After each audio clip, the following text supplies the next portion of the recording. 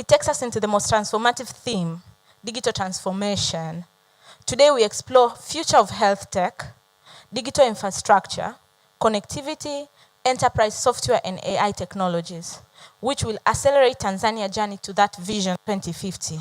We will hear from ecosystem leaders, policymakers, and innovators who are building the system and digital capability that will define our nation's next economic era.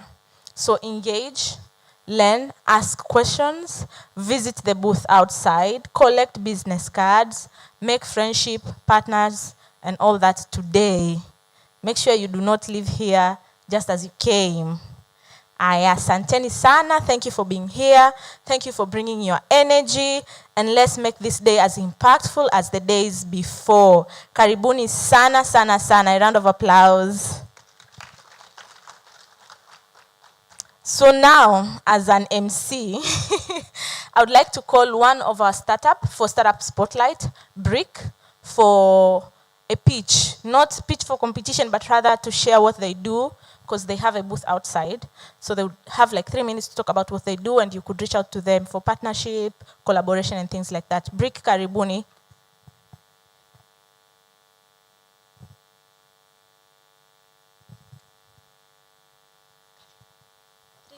Okay, sure.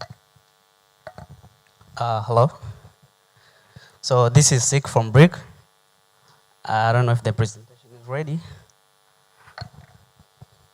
Can I have the pointer or something? Oh, okay.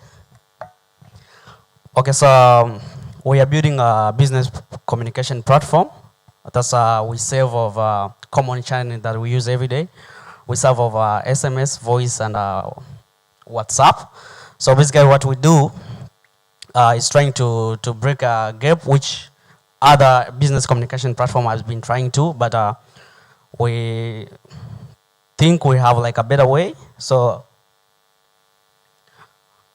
okay.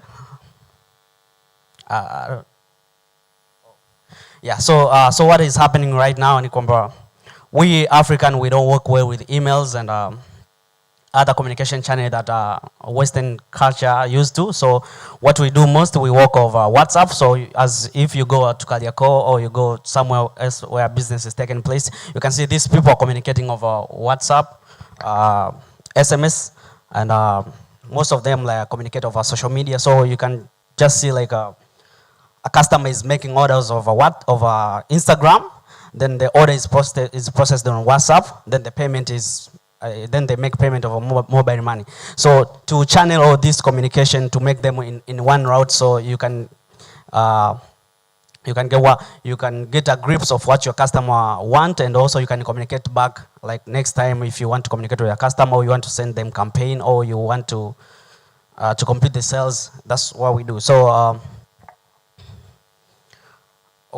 as we say, we serve over SMS, voice, and WhatsApp, but also we have like verification engine where business use to authenticate and verify their users. So for example, you have customers, you want to verify like they are registered. For example, you are running a fintech, or you are running a microcredit, so you want to verify like this customer is registered. So if they put their phone numbers, we'll help you verify them over OTP. We also have this need API, which do like a facial recognition and stuff, so to make sure this client is registered, and you can communicate with them and do the sales. So this is a total serviceable market in East Africa. So in Tanzania, we have like 1.4 million business registers, but in 65% of this business don't have like official communication. These people rely on just WhatsApp group. So what we do, we give them access to their customer. We give them WhatsApp and voice and SMS. So for example, if a customer places order over WhatsApp and place order over Instagram, then the sales doing on WhatsApp. So if the customer is not available on WhatsApp, we channel it to normal SMS. So if the customer is not available, so in SMS, we make a call to make sure the sales is done properly. This is the customer that we serve. We empower Gala. We give them APIs for SMS, voice, and WhatsApp, and verification. We empower ZenoPay. This is a fintech. We also empower Tihaso, TransPay, and Datahood, and many more startups. So this is how the product is look like on mobile devices and on PC. So this is our business model. What we do right now is we are running subscription-based model. So you subscribe for a monthly package or a year package. So we have like package listed in our platform. So you buy whatever you think is suitable. But also we have a room for negotiation for big companies where they can buy for like for a year. So we have like a room for negotiation. So this is our traction so far. We have like 800 plus business registered. We have done like 3.2 million messaging in our platform. We have SDK for integration and positive develop feedback because most of our clients are fintechs and most of them like we communicate much with developers. So these are our financials so far. So since we launched, it's like 6 months right now. We have managed to make revenue of 9,000 USD, and this make like monthly revenue, recurring revenue of 1,500 USD. This is not working. Okay, so our ask is 85K USD. So we want to use this to keep innovating, get into a competitive market and scale up. That's basically what we're going to use with the fund. So this is our team. There is me, I'm a software engineer. We have Innocent Singo. This is a business developer. And we have like another 2 engineers working together. Yeah, so for a demo, you can just scan out there and see how the platform is working. Karibu Brick.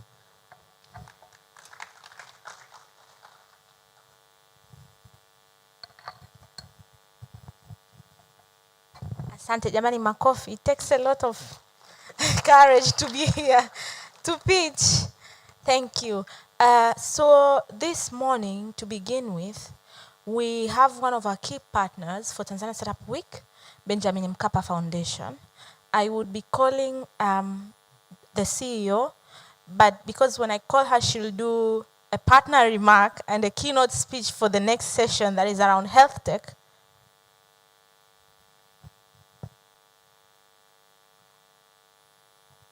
For the next session, that she will be doing a keynote speech is the Health Tech Forum.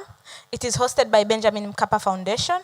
This forum explores how Tanzania can strategically leverage digital health to advance universal health coverage and achieve the national aspiration outlined in the Vision 2050. It will examine the national aspiration outlined in the Vision 2050. It will examine the regulatory landscape, infrastructure and ecosystem readiness while identifying gaps, opportunity and priority reforms needed to accelerate digital transformation in health. The discussion will also spotlight the role of health tech startups, youth, innovation and multi-sector collaboration in expanding access, improving equity and strengthening healthcare outcomes nationwide.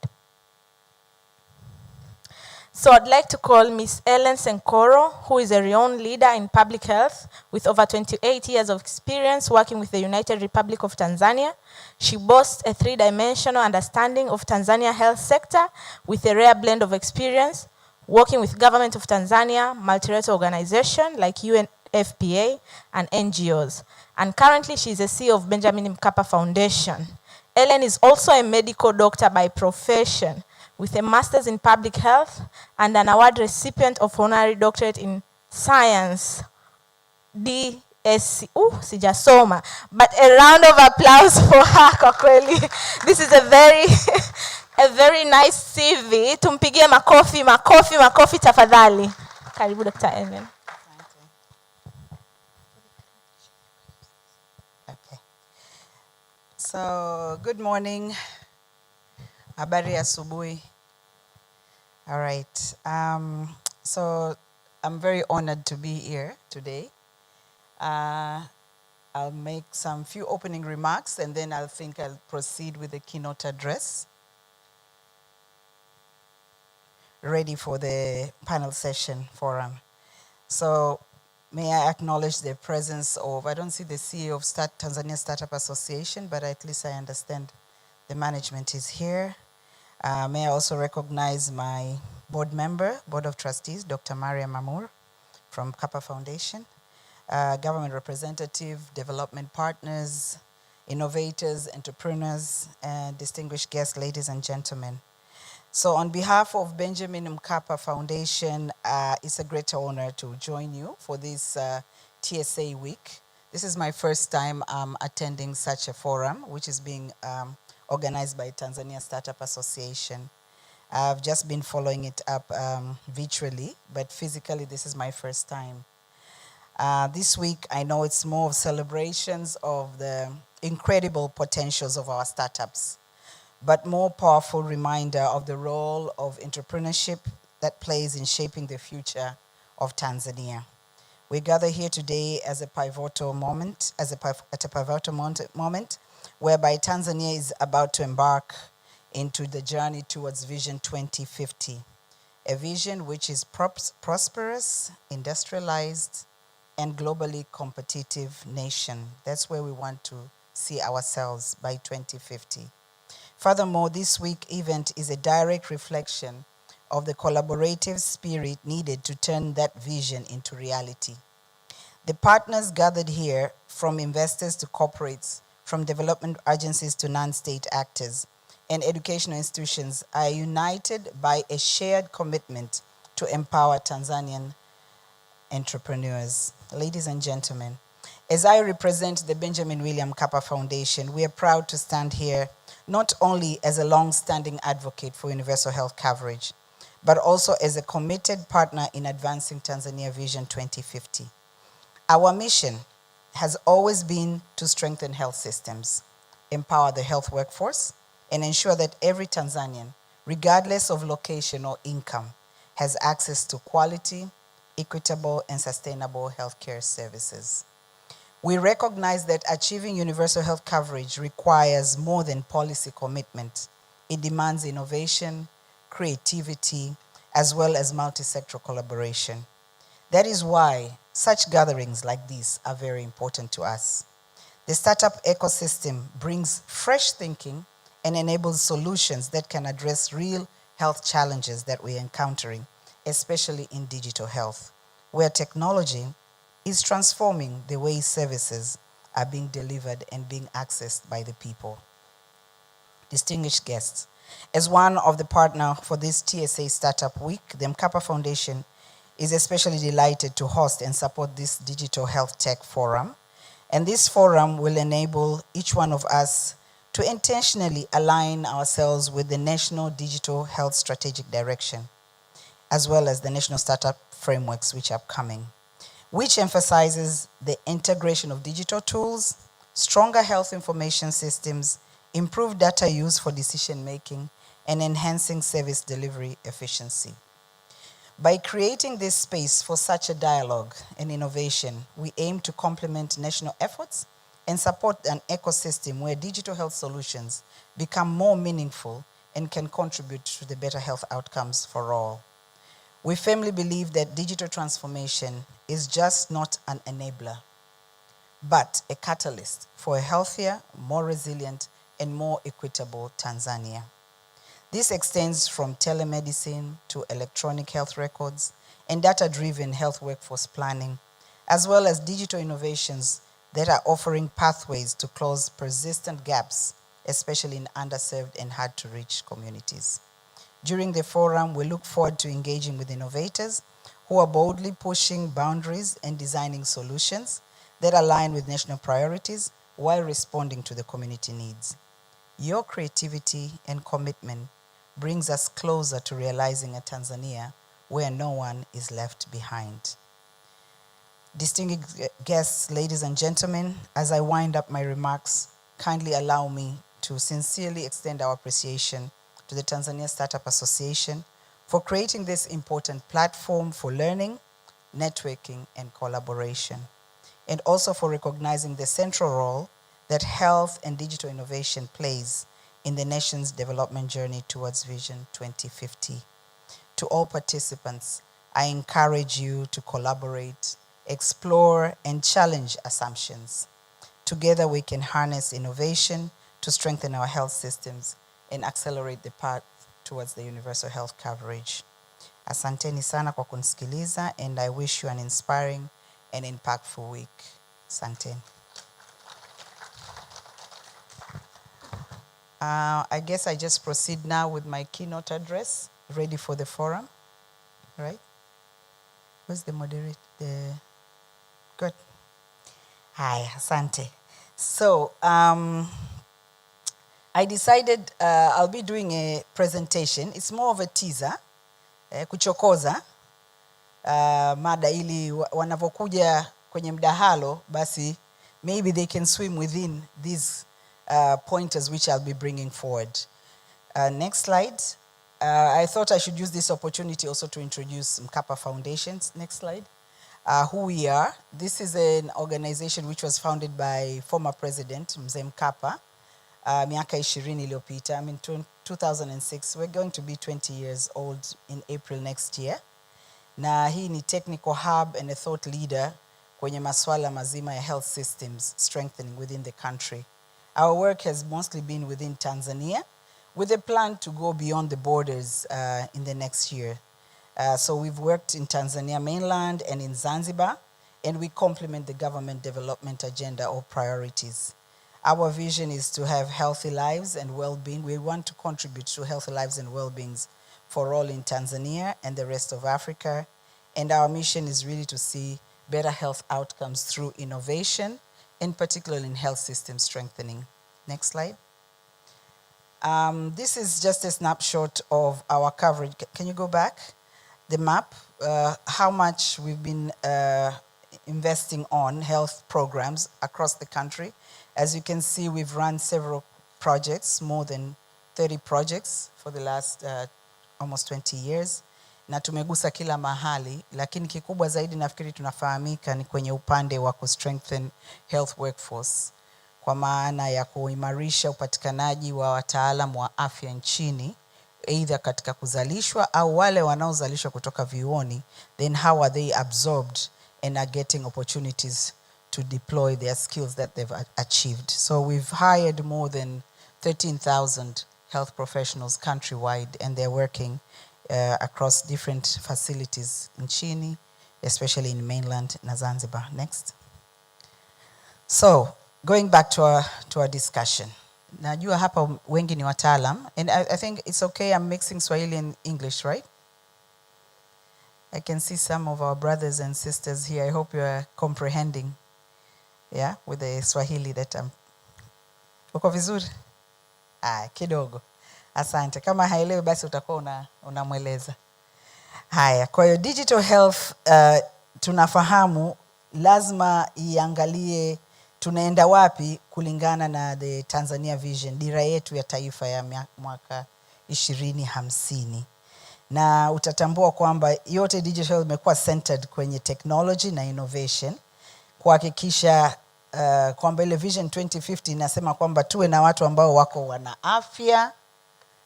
Oh, okay. Njoo. Sorry. Technology.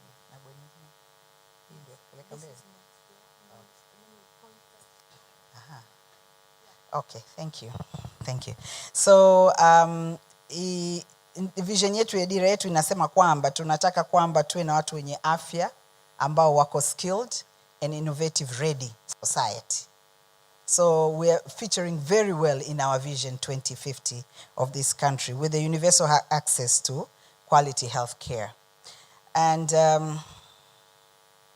so I thought it's important to mention some of the key policy issues ambazo zinahusiana na health startup katika nchi yetu. Ziko nyingi, lakini nitagusia chache. And of course, kuna regulatory complex and approval process, maswala ya data governance, privacy interoperability, AI and emerging technology strategy, universal health insurance, hiyo bima afya kwa wote, and financing models zake, ethical and quality standards, capacity building and human resource, and these are the ones, infrastructure issues, sustainability and funding. I'll not touch much on those areas, but I'll pick up at least the key ones that I feel with the time naweza nika touch on. So, nice, sasa nakata. Okay. So, the first one on the regulatory complex and approval process. Nafikiri nimesikiliza the past presentations which happened in the last few days. I think these are areas that have been mentioned over and over again in terms of the regulatory complexity and approval processes. So the same applies especially kwenye maswala ya afya, given the sensitivity. So health startups zinabidi ziangalie maswala ya kubuild labda medical devices, diagnosis na maswala mengineo. Kwa hiyo lazima hapo kuna hurdles which you've also experienced or you should anticipate. And this is important area, lazima mpate certifications na standards required by the regulatory authorities of the country. So it is important that now we need to propose a health sandbox environment, similar to the ones ambazo zipo za fintech sandbox, ziwe in place ambazo zitaweza kusupport hizo startups na kuweza kuwa tested na kualign to the regulatory supervision. But also another area which is critical is on data governance, privacy and interoperability. Tunaelewa kwamba data ya mgonjwa ni very sensitive. Jinsi gani tunaweza kuendelea kui-maintain na kui-protect hiyo data ya hao wagonjwa wetu au clients, if we want to put it that way. But still we have fragmented, still we know we have fragmented kind of siloed systems ambazo zipo kwenye sekta ya afya, lakini bado umuhimu wa kudigitalize mifumo ya afya uko pale pale. Appetite ni kubwa, commitment of the government ni kubwa, na lazima tuweze kuendelea na hiyo kazi. So it's important that by building strong data protection kwenye product of any startup, it is very, very critical. Na kuhakikisha kwamba compliance inakuwepo. The other policy ambayo ni muhimu kuiangalia ni kwenye AI and emerging technology strategy. Bado hatuna very clear governance and well-developed policy kwenye ile eneo, lakini ingawa kuna framework ambayo hipo, lakini tutambue bado kuna gap, limited capacity kwenye health sector, both upande wa technical na upande sisi watu tunaotoa huduma clinical side, kudevelop na kumaintain AI powered solutions. Kwa hiyo sustainability ni kitu muhimu pia cha kuangalia na kuhakikisha kwamba tunakuwa na clear prototype, clear mwongozo, clear regulatory aspects pale tunapoanza kuingia kwenye AIs au robotic interventions za huduma ya afya, whether be diagnostic, whether being in treatment, vyote hivyo, na hata kwenye prevention as well. Universal health insurance, nafikiri hili mmelisikia. Sasa hivi tumepitisha sera ya sheria ya kuwa na bima ya afya kwa wote ambayo imeshapita, na kila Mtanzania atatakiwa awe na bima ya afya. Sasa kwa swali letu linakuja, hizi startups je, zimehuishwa ukiwa unatoa huduma ya afya kwenye startup mkononi? Is it linked to the universal health insurance? Utalipwa na health insurance au hapana? Kwa hiyo bado huo ni mjadala ambao lazima uende, kwa sababu bado the health insurance inaenda kulipa vituo ambavyo viko static au viko formalized, those health facilities which are formalized. So the issue of reimbursement, how do you go into contracting? This is an area bado it's still gray. So we need to take into account, na tusiwe nyuma, we need to be actively advocating in this part. I don't know if there's Mr. Maro is here from Farm Access. No? Okay. Because I thought he would have added a lot of inputs on this area, because he's very active in seeing how we promote digital health in the context of the universal health insurance journey that we're having. Then another aspect of a policy that we need to take into account, okay, technology is failing me. Okay, so there's ethical and quality standards. When you're dealing with the human being, health of a human being and well-being of a human being, we really need to make sure that you're protecting huyo mtu asipate madhara yoyote. Lakini at the same time, kwa hiyo patient safety ni very important. Lakini vile wewe unayetoa huduma lazima uwe na high standard of professional ethics zako. Kwa hiyo uweze, unajua tunaona wengine wanaweza kutibu, kesho kutwa unakuta taarifa zote zimejaa somewhere else, zimetoka zimevuja. lakini au patient amepata madhara, lakini clinical efficiency kuhakikisha kwamba hata hiyo tiba unayoitoa basi ni tiba sahihi, haileti madhara. Kwa hiyo haya maeneo yote unavyoanza kufanya hizi startups zetu, lazima kuhakikisha kwamba haya mambo yanazingatiwa kwenye kutoa hizi huduma, especially kwa wale wanaenda kutoa huduma za afya. Kwa hiyo we need to navigate our ethical approvals katika local contexts, kama ni kwenye board zetu pia zinapitishwaje, bodi za wataalam, bodi kama unaenda kufanya research basi bodi za research zinazingatia vipi masuala yote. Unavyoanza kubuni wewe hiyo startup yako lazima uangalie hili, tusiruke hiyo stage ya kuangalia ethical and quality standards. Eneo la 6 ambalo nafikiri wengi mnalifahamu ni capacity building in human resource for health. I was just making a reflection here. I was saying, I graduated in 1995. In 1995 then sisi tulikuwa hatuna simu. Hatuna simu, au simu ilikuwa nini mnaita nini? Mshindi. Mshindi. Mobitel those days. Hatukuwa hatuna vicho, hatuwezi kusoma online, unaenda na library, unafungua makaratasi ndio unajifundisha. There was nothing. Kwa hiyo technology imeenda haraka na digitalization imeenda haraka sana. Kutoka 95 mpaka leo ni kama miaka 30, si ndio? So and that's when I graduated. So I started in 1990. So imagine, lakini bado niko kwenye field natoa huduma. Sasa najiadjust vipi na haya mabadiliko? It's a challenge. You people who are young, it's easy for you to adapt in such a changing environment of digitalization. So what it means, we need to start enhancing our digital literacy among our health workers. Na tusisubiri wamesha graduate, it has to start from the training in service and pre-service, and then also those who are already in service.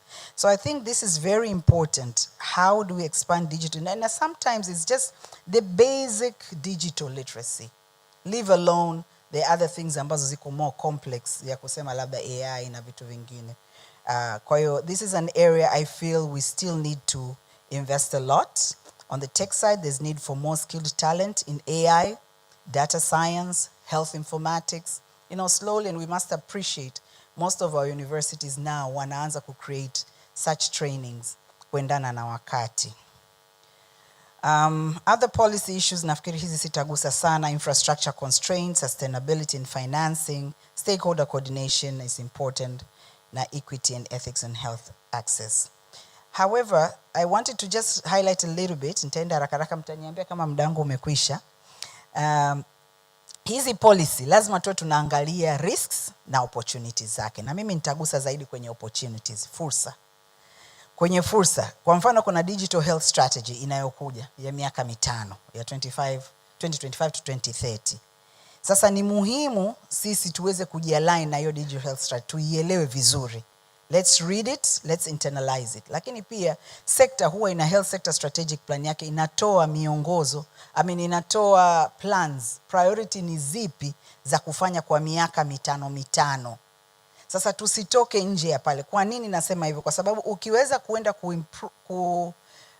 kujialign na hizo priorities, ni rahisi kwa startup kuwa adopted and being scaled up. It is very important kuangalia pia mifumo, kuangalia structure. At the same time, utakapokuwa kwenye AI, tuna AI policy framework ya afya ambayo iko in place. Lazima tuamke mapema, tuanze sasa hivi kufikiria mambo ya AI. Nimeona slowly zinakuja such innovations, but then we need to ensure that we are complying na kugain legitimacy and potential of partnership with the same government, kwa sababu ndo wataiadopt, ndo wataweza scale up.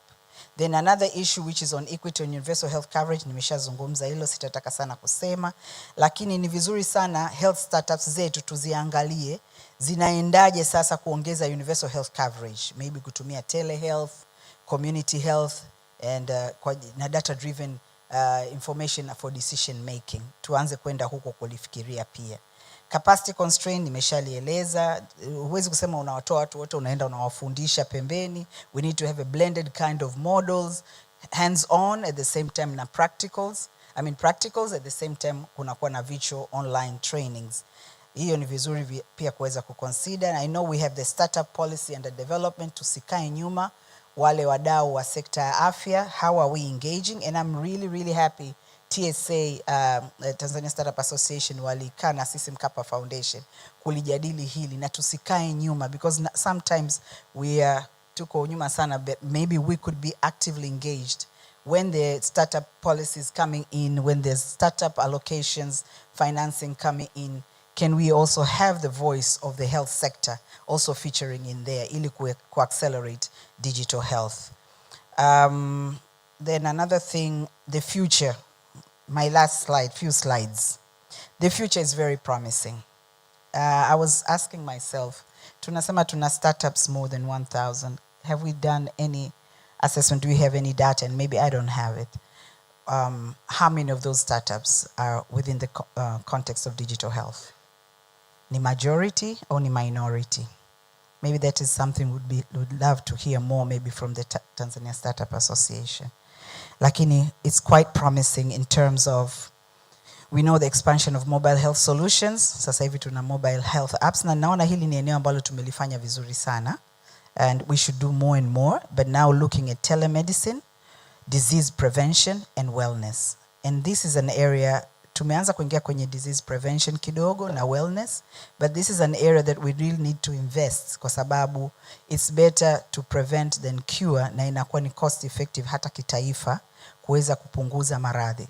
Ile item watu wanasema nimeona wagonjwa 1,000 au nimeona wagonjwa 10,000, tunaona ni sifa. It is not.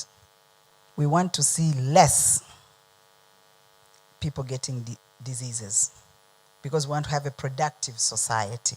So we need to have more of these startups pia zinaangalia kwenye prevention and wellness. I think this is important, not undermining. Pia kuna watu tiba lazima iendelee. Lakini the AI health driven solution pia ni muhimu kuangalia kwenye diagnosis, especially kwenye maeneo ya ambayo yako remotely, lakini maeneo labda ina wataalamu wachache. For example, AI inaweza kusaidia sana kuana, sasa inaangalia kwa upana zaidi. Unavotaka kuanalyze health data yako. Let's say ukiwa na, siku hizi naona wengi tunavaa, tunajipima na nini, au hizo mobile apps, lakini inaweza kujiangalia we mwenyewe trend yako ikoje ya BP kwa mwezi mzima, kwa mwaka mzima, kisukari, mapigo ya moyo na vitu vinginevyo, as well as weight. Telemedicine needs to become a standard practice. Tumejaribu sana kama nchi kuwa na telemedicine initiatives, lakini tuseme ukweli kidogo imekuwa inagota. Na inagota kwa sababu ukweli watu wamezoea kuenda, wanataka kwenda mahali pate pa DM yake, ametoka maeneo ya nje, kwa hiyo haoni umuhimu bado wa telemedicine. So it's a struggle. But I think now if we have this digital health, digital health strategy, we must emphasize this area, kwa sababu kwanza tuna vituo vingi nchini, vimejengwa, vimesambaa kila mahali, lakini tuna watumishi wachache. Tuna shortage ya watumishi zaidi ya 50%. And there is no way, hata ukiweka trillions, kuziba hilo pengo, it's not easy to close that gap. So telemedicine will be the solution as we're moving forward, ili kuweza kuhakikisha tunamfikia mlengwa na kutoa tiba, lakini pia exchange knowledge. And this is something you can even have telemedicine beyond Tanzania border, so lazima ndani ya nchi.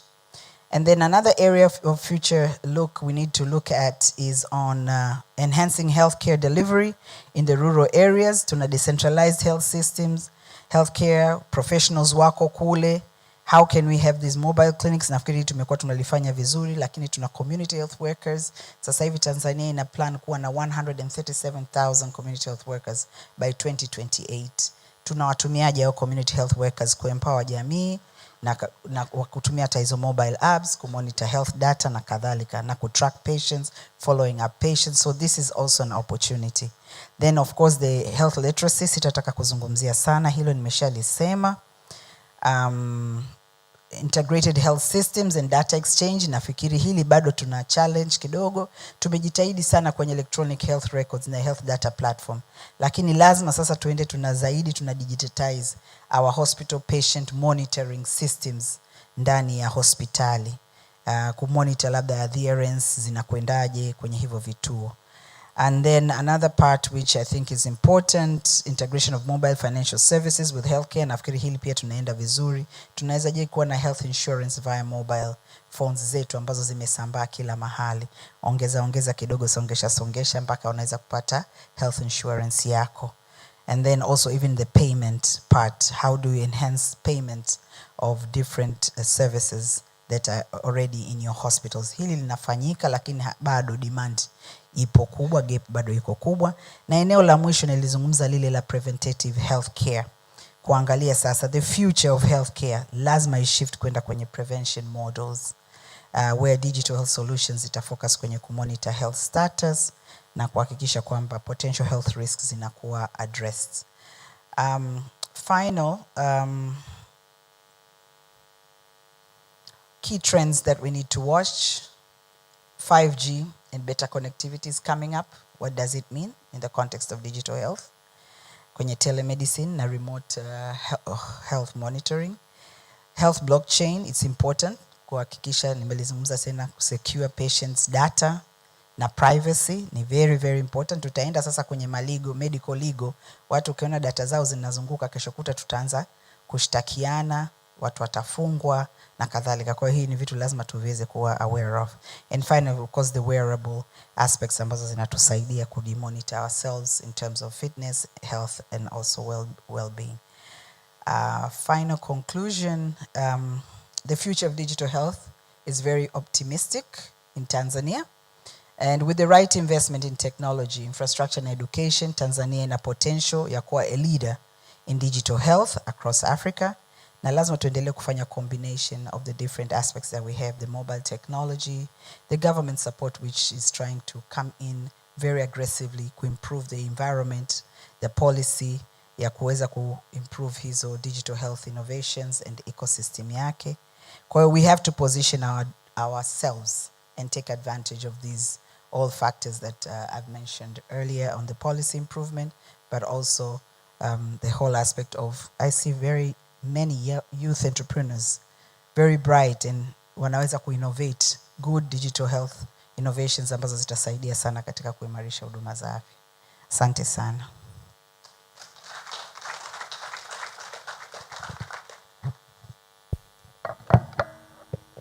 Thank you very much, Dr. Ellen.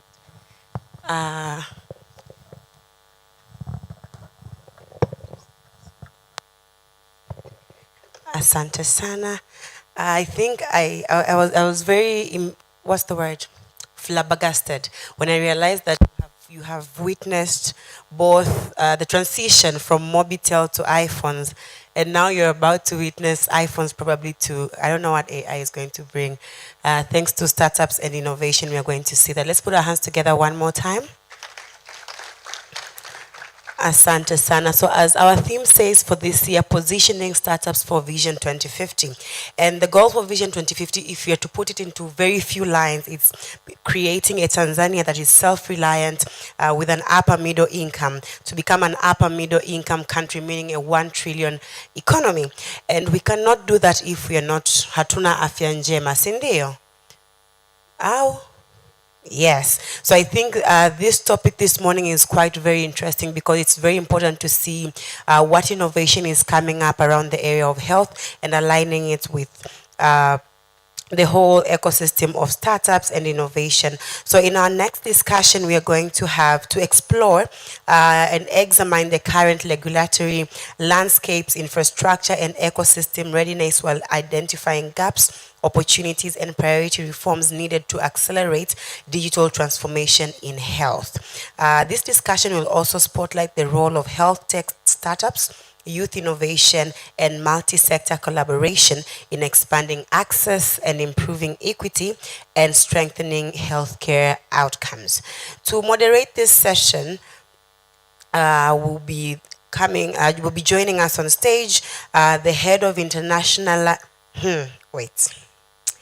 Head of internationalization.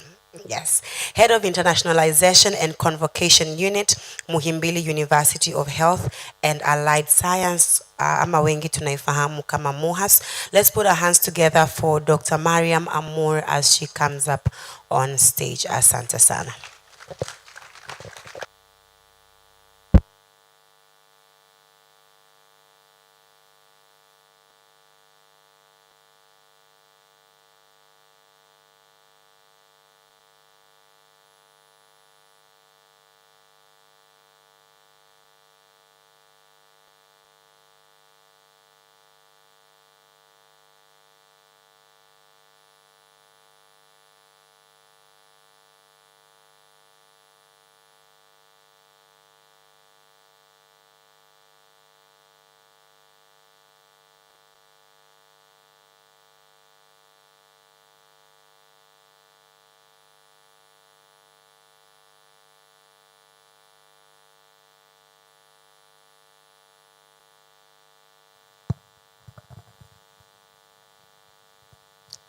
Distinguished policymakers, partners, innovators, colleagues, guests, ladies and gentlemen, a very good morning to you all. It's my honor to welcome you to this high-level panel discussion under the theme Digital Health for Vision 2050, with a focus on how Tanzanians can scale its healthcare transformation through innovation and investment. As we all know, Tanzania has made significant strides in building its digital health ecosystem, developing national strategies, strengthening health information systems, and advancing interoperability. However, the journey towards Vision 2050 requires additional, deeper collaboration, inclusive policies, smarter governance, intentional regulatory reforms, and scalable innovations from both public and private sector. So today we have a panel that will bring together leaders from the government, from the academia, non-governmental organizations, private sector, and the startup ecosystem. This is a powerful mix that reflects multi-sectoral nature of digital health transformation. So to start, I'll introduce the panelists. At first, we have Ms. Juliana Mbuke. She is a faculty and an academician at the Muhimbili University of Health and Allied Sciences and a researcher under the Digital Health Unit, a rising scholar in digital health that is mainly involved in capacity building, research, and user-centered digital health adoption. And next, we have Mr. Sadiki Masome, who is a Chief Technology Officer under Wazo Hub Technologies. Oh, sorry. Okay, so I'll start with Juliana. So first we have Juliana, a faculty at the Muhimbili University of Health and Allied Sciences and under the Department of MUHA's Digital Health Unit. Next.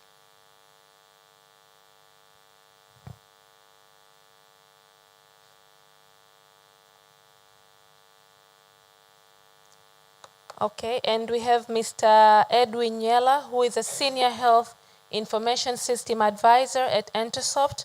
He's an expert in digital health strategy, systems interoperability, and digital transformation with over 15 years of experience. Next. Okay, and we have Sadiq, who is a Chief Technology Officer under Wazo Hub Technology, an innovator and technology leader leading mobile apps, USSD platforms, and enterprise architecture. So to start with, I'll like to call on stage Ms. Juliana for a short discussion.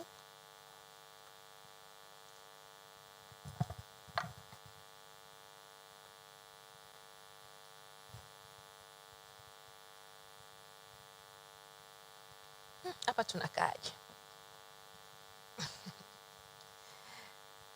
It's a good thing we have doctors in the house. We have Imara Life Care, so I should be safe.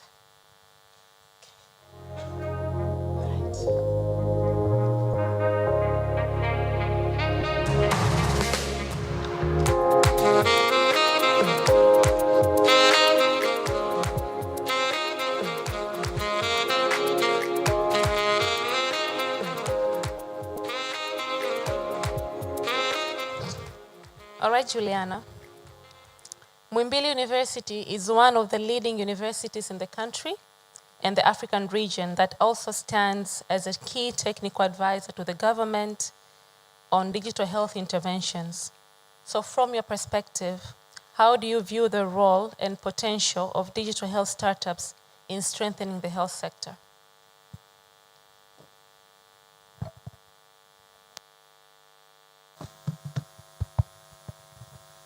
Hello. Well, good morning, everyone.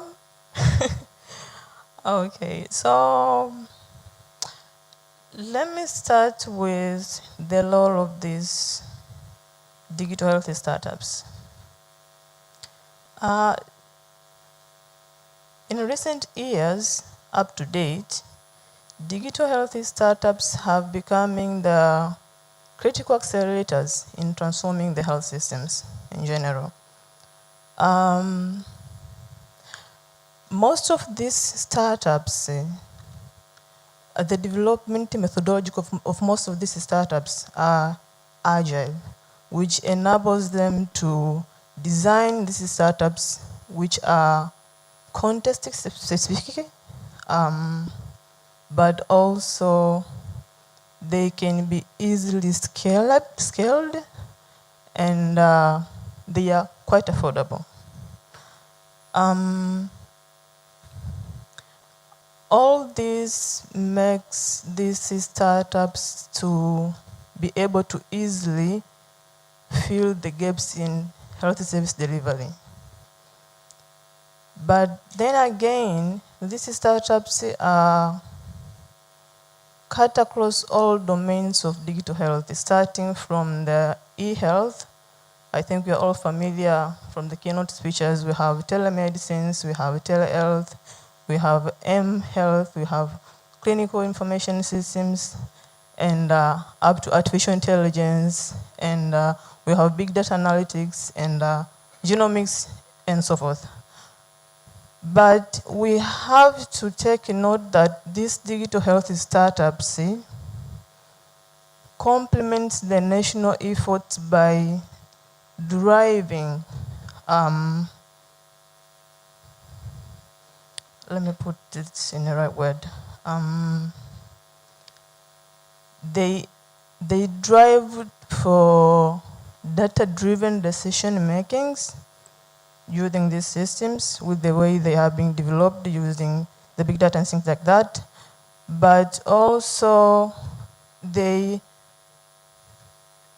somehow, most of these startups,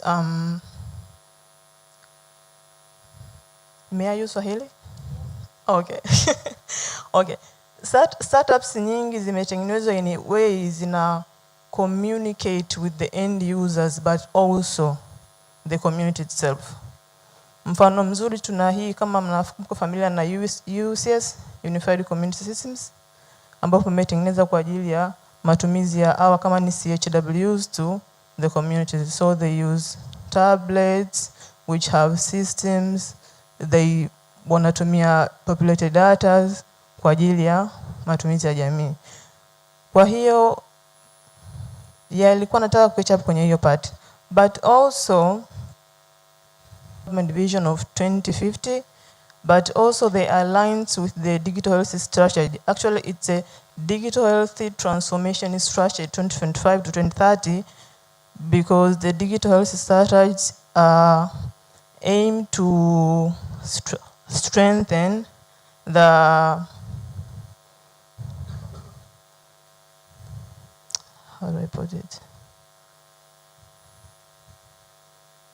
The digital health ecosystems, but also facilitates to have research innovation partnerships and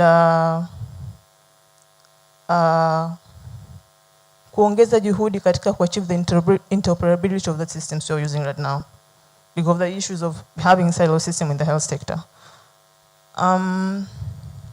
Yeah, I think that's what I can say for now. Of course, as far as alignment, is not only the Tanzania Development Vision of 2050 and the digital health strategy, but also this startups aligns with the, like the keynote said, the mid-term strategic plan of the Ministry of Health and other strategies in the policy of the country. Thank you. Asante, Juliana. So you've mentioned that with the role of potential digital health startups, they have a potential to create solutions that can be scalable and that can be cost effective and user friendly and used to like up to the level of community health workers. And you've given us an example of such an initiative that is already in place. So now going back to the institution that you're coming from, MUHAS, if you can tell us in what ways is MUHAS currently supporting this ecosystem? Or how are we nurturing young innovators and students who are developing digital solutions? So Mwimbili tunafanya nini kwa hawa wanafunzi ambao tulikuwa nao? So maybe you can just share a little bit on what interventions are there. Thank you. Well, I'm not bragging, but MOHAS, it's a top health university, and so we have top layer students who are doing great, and we are doing an excellent job in digital health. We mostly use, we do something like youth empowerment. So we mostly use the students, junior faculty, and young researchers from the universities to co-organize, to do trainings, to do capacity building, things like that. So we use these young researchers and students in multiple platforms. We have regular webinars, we have workshops, we have, I think most of you must be familiar with our MUHA Scientific Conference, and we have Win and Learn event, which is organized by students, supported by our staff, where they do pitching of research ideas and showcasing the innovative products. But also, we have an annual event called the MUHAS Digital Health and Innovation Week, which is happening regularly in November, exception for this year, where we bring together students, researchers who are also sometimes faculty, government officials, industry, IPs and DPs, as well as the civil society. So the bringing together of these people is for the purpose of not only sharing ideas and what's already out there, but also to co-create what can be used by the community and society. But also within the university, we have recently established the management has recently established a digital health unit, which, as we know, digital health is multidisciplinary. So it brings together people from different faculties who are interested in doing things about digital health. So recently also, as of this year, we have started the master's program in digital health, which has enrolled new students. So we'll see how that goes, but it's looking good. But also we have an MOHAS Innovation Unit. It's a unit which coordinates all the innovations and startups at the universities. These units help the students and junior faculty or just another staff who has an innovative ideas or a startup. So the unit usually nurture these researchers or students from ideation of their research or innovation up to commercialization. So it's ideation, prototyping, and commercialization, but also helps them looking for funding opportunities, because we can't fund everything within the university, so sometimes we have to look for the opportunities outside the universities. But also up to now we have 96 registered startups and innovations at the university, which are doing quite well. But we also have an emerging technology for health research and development lab, which is located at the Mloganzila campus. So they do all sorts of artificial intelligence projects, machine learning, big data analytics. We have facilities and human resources for that. So we are also doing those kinds of research innovations. Yeah, thank you. Thank you very much. So we have, at MOHAS, as she said, we have around 96 health innovation projects, and this is a collaboration between young people at MOHAS and other institutions as well here in Tanzania and abroad. And we have some of the flagship programs and startups that originated from MOHAS. You might be aware of Dawa Mkononi, Dawa Link, Saratani AI. So it's important to support young innovators in order to scale up and have health solutions that can help our society. And last, maybe if you can shortly, in few sentences, suggest if there are any other policy or regulatory reforms that you believe would be necessary to further strengthen digital health innovation and ensure promising that the ideas that are coming up from the universities are scaled up and they're sustainable. As far as policy and regulations is concerned, the reforms, maybe I can pinpoint that as long as we're dealing with digital, not just health, but as long as digital data is sensitive. So if we could have strengthened our policies that reinforce data privacy, but most especially ethical issues. That will build people's trust in not just developing but using this product.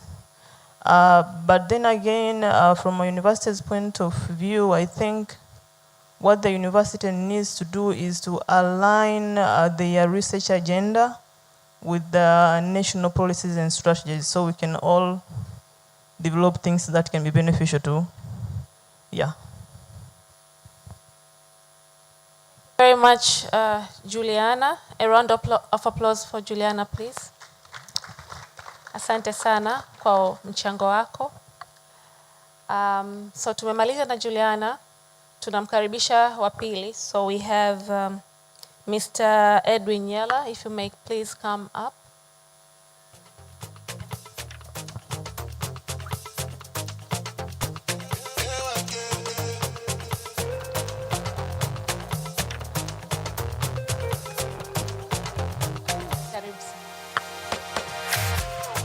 Whatever them saying about my woman, as long as you're here, girl, I'm a winner.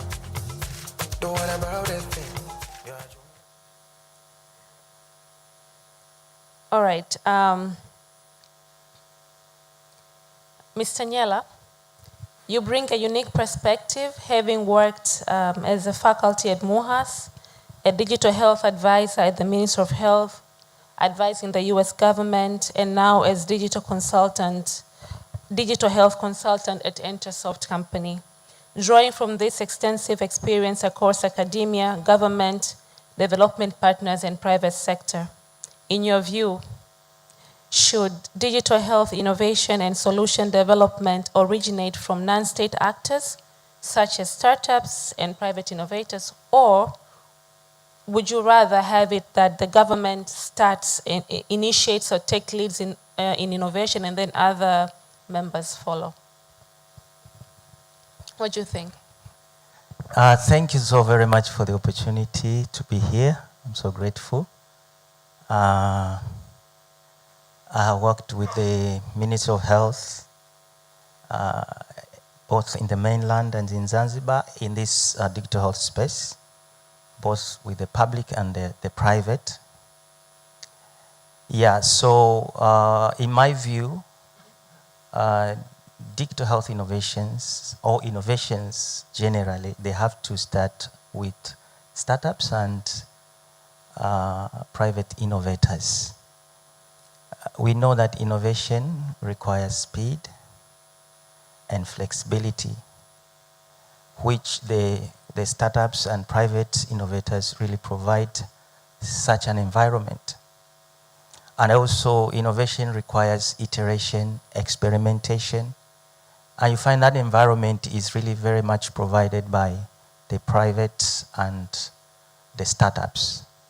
The government, of course, is important. Just as we also heard from the presentation, it's important for the government to set up policies, define strategies, come up with ensuring that there is an enabling environment for innovation to thrive, and that's very important.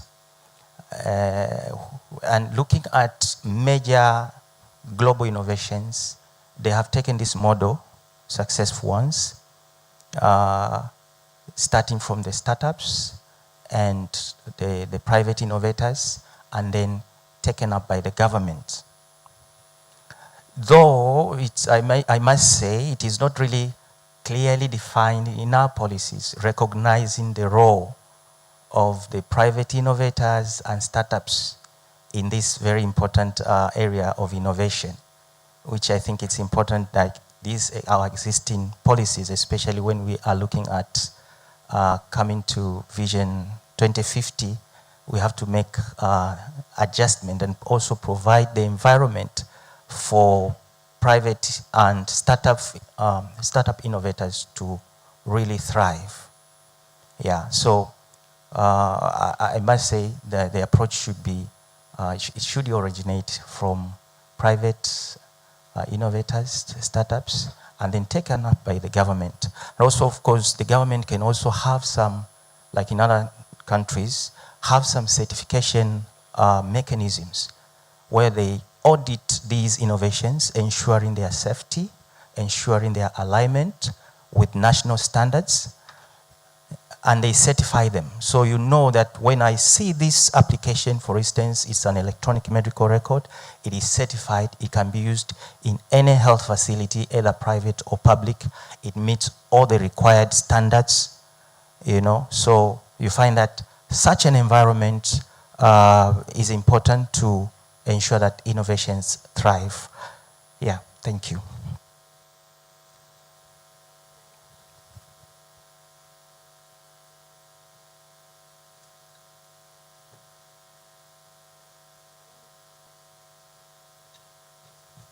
Thank you. If you may also please share your perspective on how digital health solutions can be adopted, scaled, and institutionalized within the government system. So if you can also add up on what you just previously said. Yeah, thank you so very much. I think the keynote speech covered a lot on that. The first thing is alignment, which I think the last speaker also really pointed out.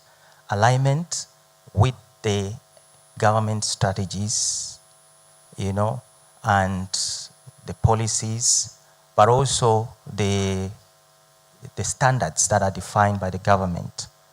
So I think that's the very important aspect at the beginning, to align with that, but also some of the frameworks that are provided by the government. For instance, apart from the high-level policy document like the health sector strategic plan, the digital health strategy, there are some other guidelines that are there in specific areas. For instance, those that are looking at digitalization at health facility, maybe you want to come up with an innovation there. There are standards that are defined at that level. So when you are aware of that, you can innovate and come up with a solution that will be scalable, because they need to be aligned with the government standards. So, and also we have an enterprise architecture blueprint for the health sector, which is not very well known. Though it's a very good document, but it's not very well disseminated. So I think those are key important documents that can ensure that when you come up with a solution, it will scale. It also be aligned with these government standards. Yeah. Another, of course, important area is co-creation. If you want to come up with an innovation that will scale, you have to work with the users. That is the frontline health workers, health facility managers, the district and regional health teams, and even program officers. Working closely with them will ensure that the innovation is addressing their requirements more precisely, but of course also that the solution will be addressing a particular health system challenge, which is key. Yeah, and then another important area is to show value from the very beginning of your innovation, meaning that does it address data quality issues? Does it improve health outcomes? You know, so that can be an important parameter that will ensure scalability and uptake of that particular innovation. Yeah, and of course address issues of sustainability and also have in mind some of those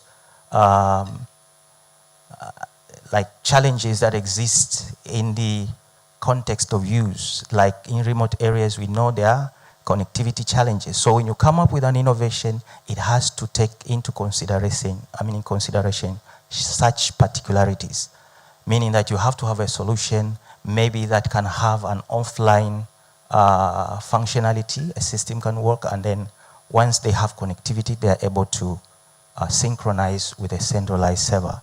So such understanding and such model can help one to come up with an innovation that is scalable, but of course also that align with the context of use. Thank you. Thank you, very well said. So you've mentioned how we can scale up our innovations, how we can follow the regulatory frameworks in order to ensure sustainability and that these innovations can be scalable, and how to integrate them. So you coming from the private sector, and you've mentioned that in order for something to work, you have to integrate it with the government and the regulations that are placed. Have you faced any challenges in maybe in systems that you've tried to develop that needed to be integrated within the government system?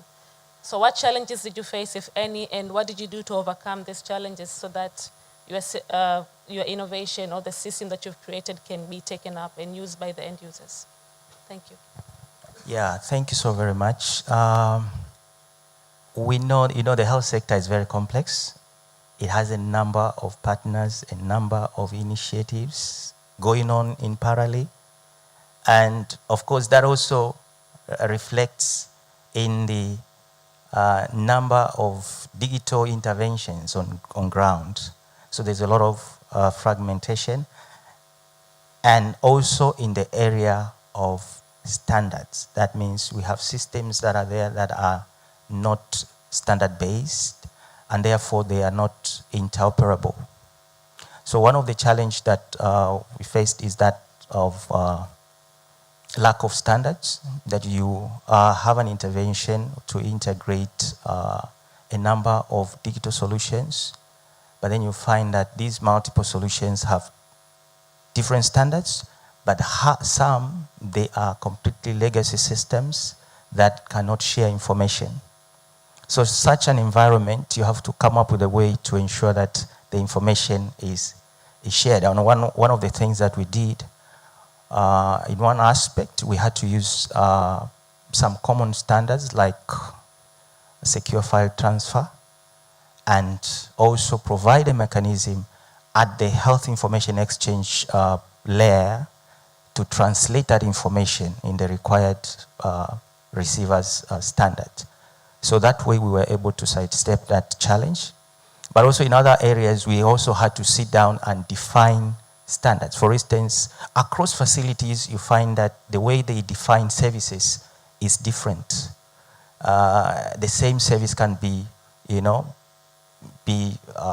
defined differently while it is talking about the same thing.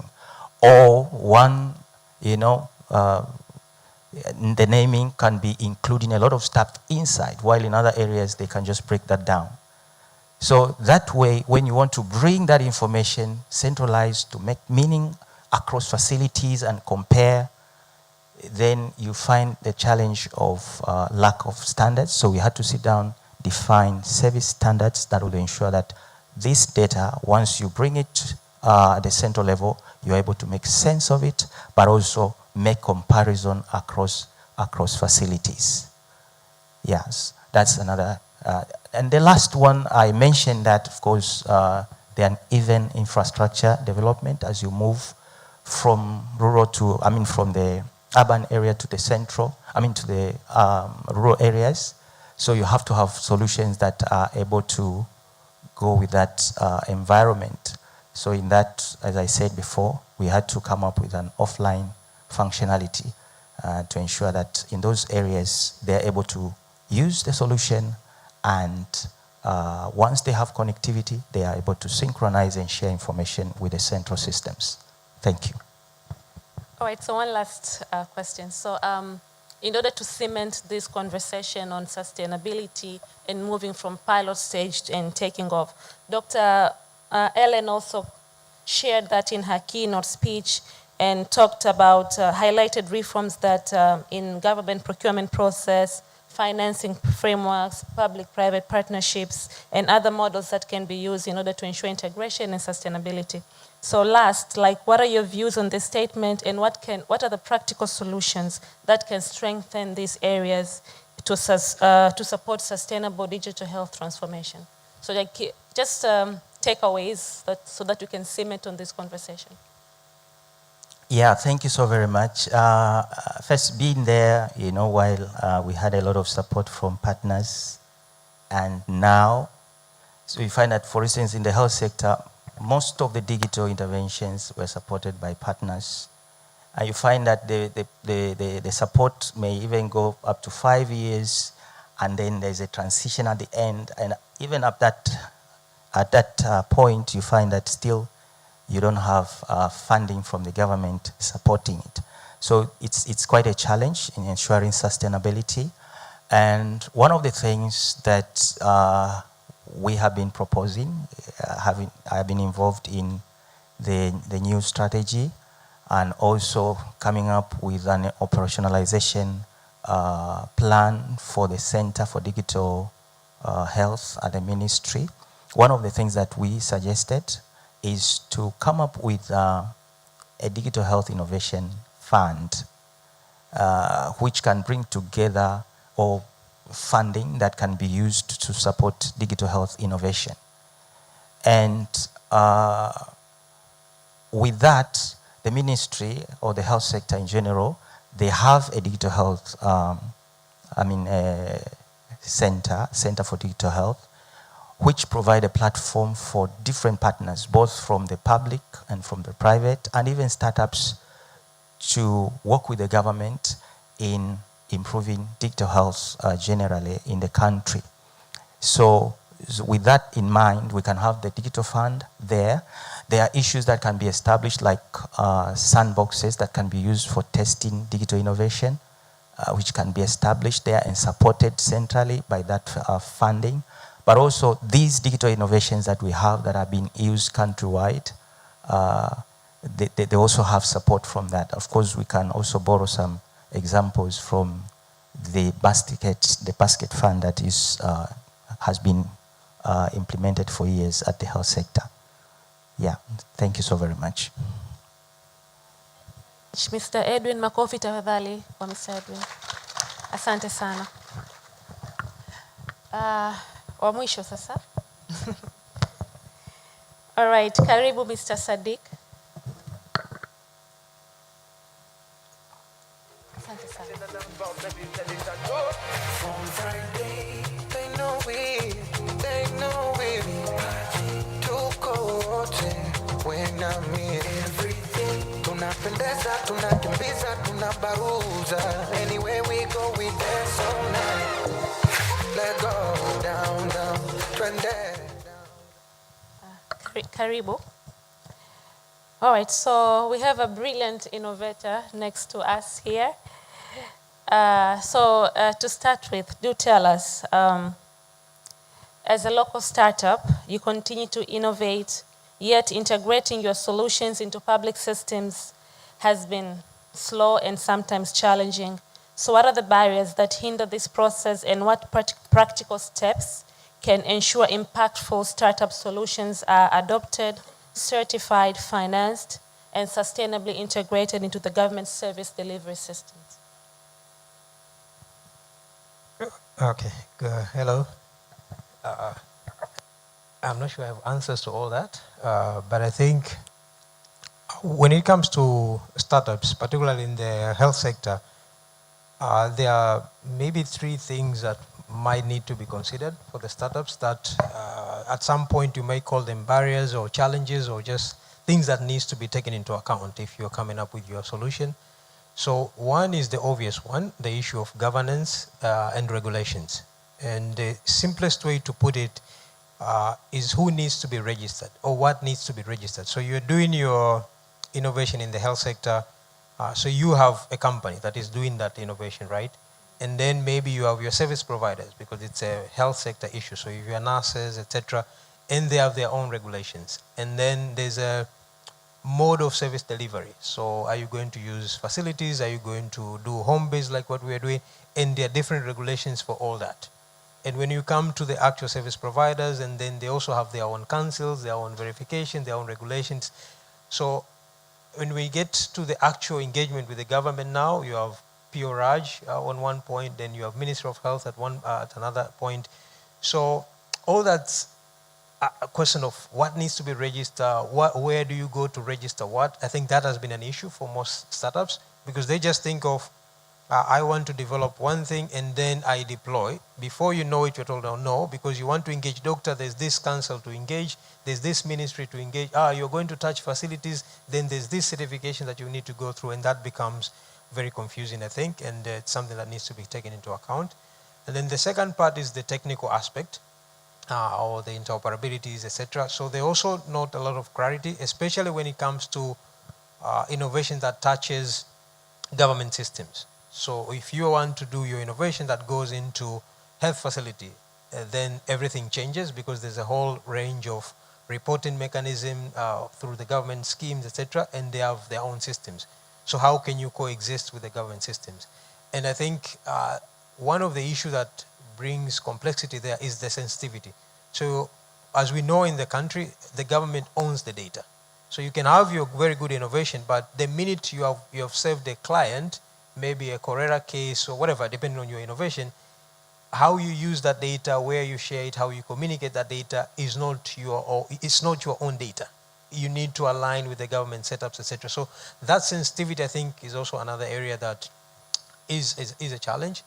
And the last part, I would say, the financing and the sustainability aspect. And the key question there is, who pays? So you have your brilliant innovation, but who is going to pay for it? Are you going to target your donors? Is it the people, like the final consumers who are going to pay? Is it the government? And I think most of us as startups struggle to address that part. You have a very good question, and then you hear it, okay, it's going to be funded by this donor, and after 5 years, you cannot really continue because you really did not think, or we don't think thoroughly about who is going to pay for this service.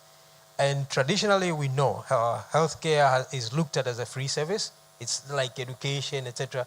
It's something that the government offers to the community. So when it comes to who pays, that's where now it becomes very complex to have sustainable solutions, etc.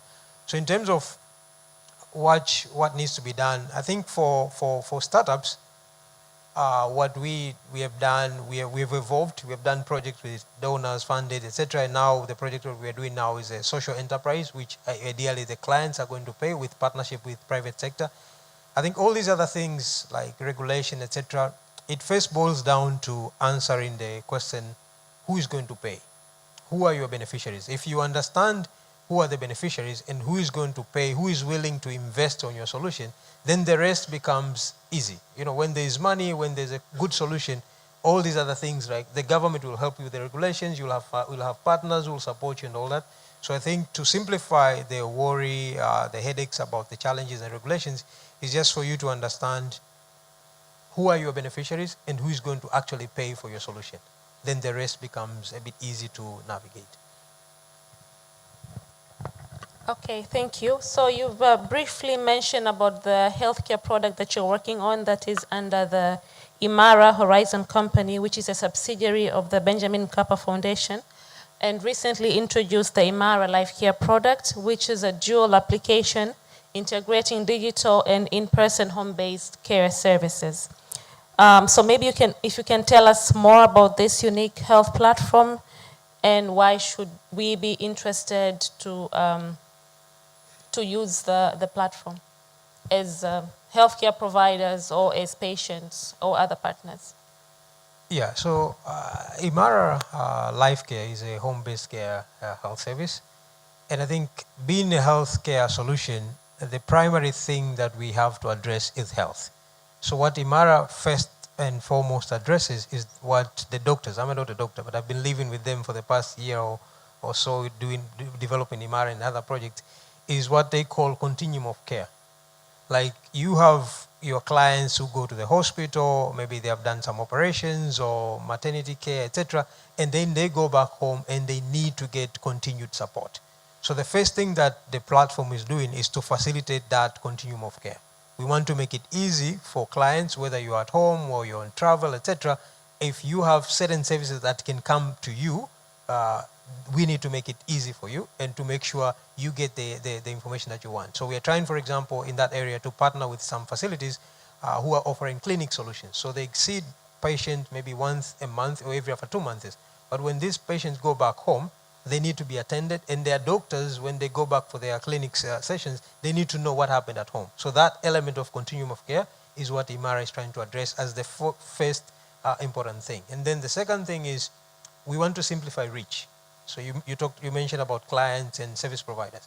So we know you might be, in our case, clients has levels. So I could be a client, but the actual patient is my mother because she's the one who is sick at home, but I'm the one who is supposed to attend her, take her to the hospital, etc.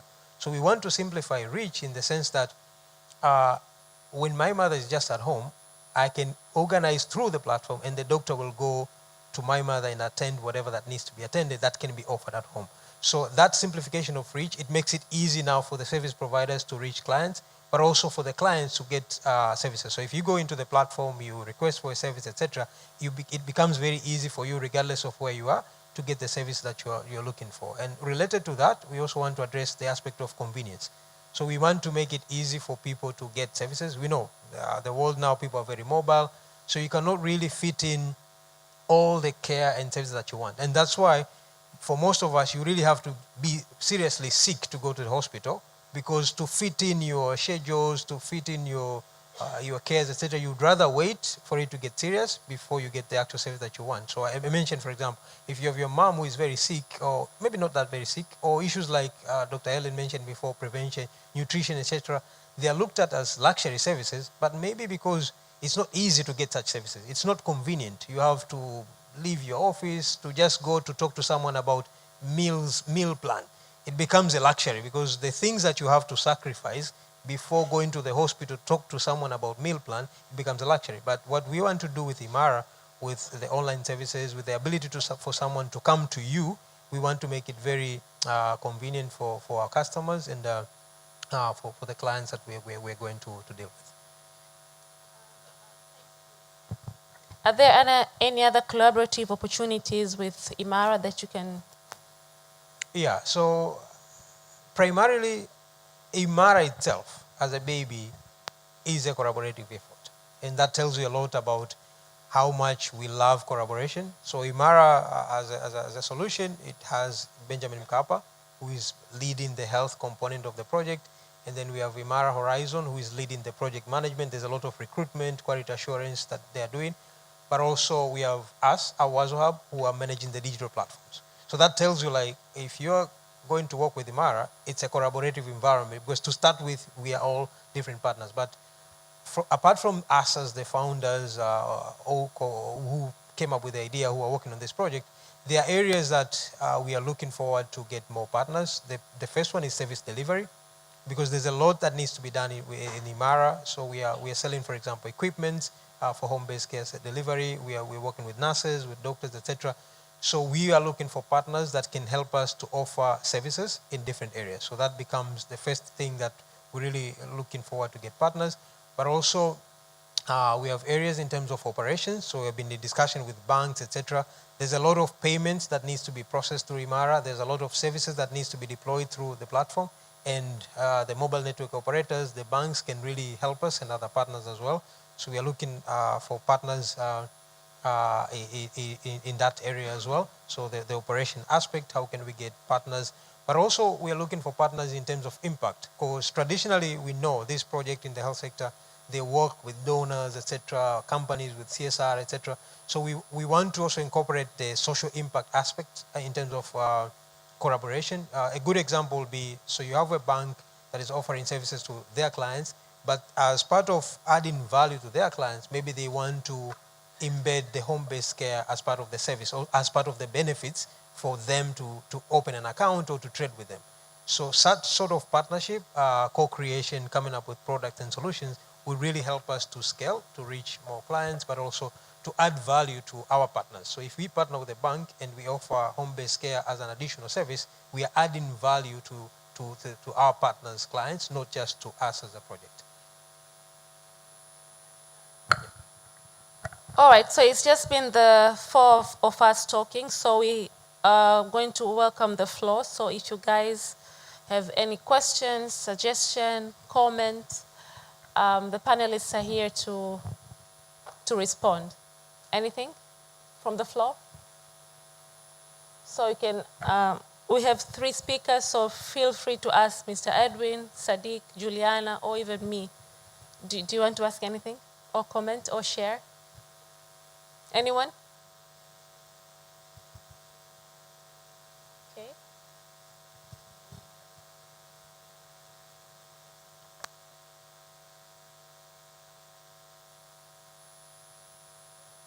Oh, there is? Okay, thank you. Hello, Yes. I'm Austin, a recent graduate from the University of Dar es Salaam. Where are you? Oh, okay.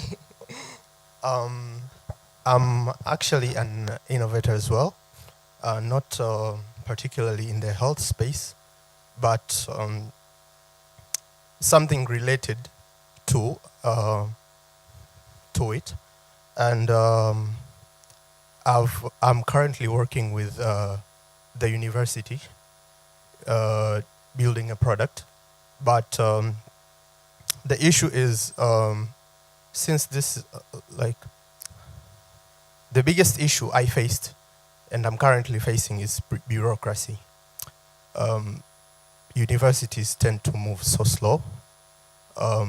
Everything needs to be approved by probably multiple people. And as a innovator, when you're building something, sometimes you have a timeline. Let's say I want to do this, and this has to be done in a specific time frame. But usually, you cannot really meet that time frame that you have pre-planned. So I'm actually glad that you also, we have speakers here who are working at a university such as MUHAS. I'd like to ask, what does your university do to make sure that you support the young innovators and the chain of bureaucracy isn't so, to reduce bureaucracy so the innovations can be adopted quickly?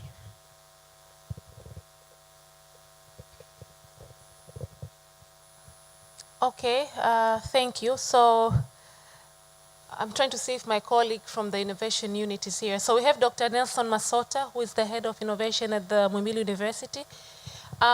So what we do at MUHAS, as we said, we currently have 96 registered innovations. So we have a platform, an online platform, where all these innovations are being registered. And we also have mentors within MUHAS and outside MUHAS. And we have a platform. We have an online platform. We also have a WhatsApp platform. And so I can say up to now around 60% are in the ideation, the earlier stages, so ideation, but we have very few that have been moved to the market, so around 30% that have moved to the next stage. So we have supporters, we have funders, we also work with other institutions in order to carry out our innovation. So I'm not sure where the bureaucracy, at what point you are facing the bureaucracy, but you're welcome to come to MUHAS to see what we are doing. We are very open and we can discuss with other innovators at MUHAS. Please, let's have a chat and then we can see where you're facing challenges and in order to make sure that we are aligning with the country's policies and guidelines. So Please take it positively, we'll get there. Asante. Anybody else before we close? Yes.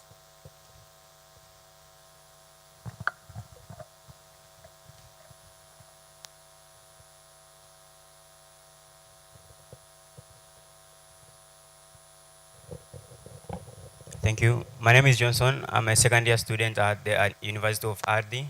And I don't have a question, rather I have just a suggestion. Mr. Sadiq, you talked about how we can deploy our startups, like linking up to the right ministries and departments before deploying our startups. And then later you said that we have to understand on how we can align with the government setups of, we can align our startups to the government setups. And then you finished with how the important aspect of these startups, unlike on the finance part. So my suggestion is, many of us have ideas about startups, a lot, on how we can solve different problems in our communities, but we don't have the right links to the ministries in the government, or we don't know to who can we communicate about our challenges. For example, you are solving a problem about health. Most of us will rather just start like coding maybe in a certain platform, and then later deploy it and start the testing method. But we do not know, like, is it like the challenge that we have solved using the platform? I'm here. I see you guys are wondering. I'm here. Okay, so we do not really know the right organization or institutions in the government to whom we can communicate and start the right, like the right path to follow, so as we can make our startups official and align with the government setups. So maybe in the future we'll love to hear more about this. Thank you. Because it was a comment, then I will wear my hat for Tanzania Startup Association as an ecosystem manager to just say that we also offer services for startups who want to be linked to certain regulatory frameworks or ministries. So you could reach out to us, tsa.co.tz. We have a contact pale, reach out to our WhatsApp, send us an email, communications at tsa.co.tz, info@tsa.co.tz. And then we would help you, introduce you to where you would want to go after we know unafanya startup gani, what licenses you need, what you need for registration. That's why TSA is there. Kwa hiyo, apart from other ministries, if you want introduction to a certain ministry, labda you are innovating in health, we could help you link out with Ministry of Health, with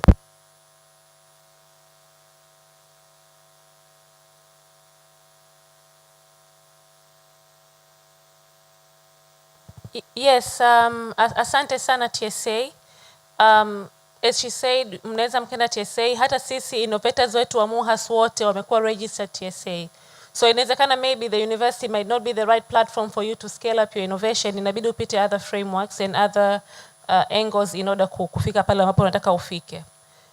So you can also consider that, but also Sadiki also wanted to add to that.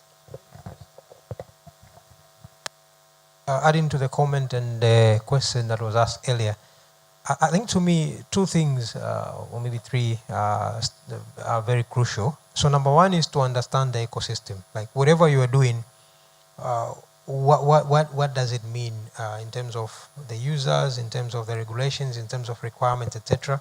And who do you need at what stage? Because maybe you don't need a university, or maybe you don't need a bank, or you don't need a ministry, because it's not like everything ministry. No, the government is there to put a good framework for us to innovate, but not necessarily to innovate with us. So why do you need what ministry for? What for? Yeah, a solution being in the health sector does not necessarily mean you have to work or innovate with the health sector. You just need to understand, okay, maybe for this, I'll need the approval. So I think that's number one. You need to understand the ecosystem. And then number two is, who do you want to work with? You know, with us founders, we also have a problem in terms of my idea, my innovation, and you want to work alone because it's my thing, my idea, it's my baby, right?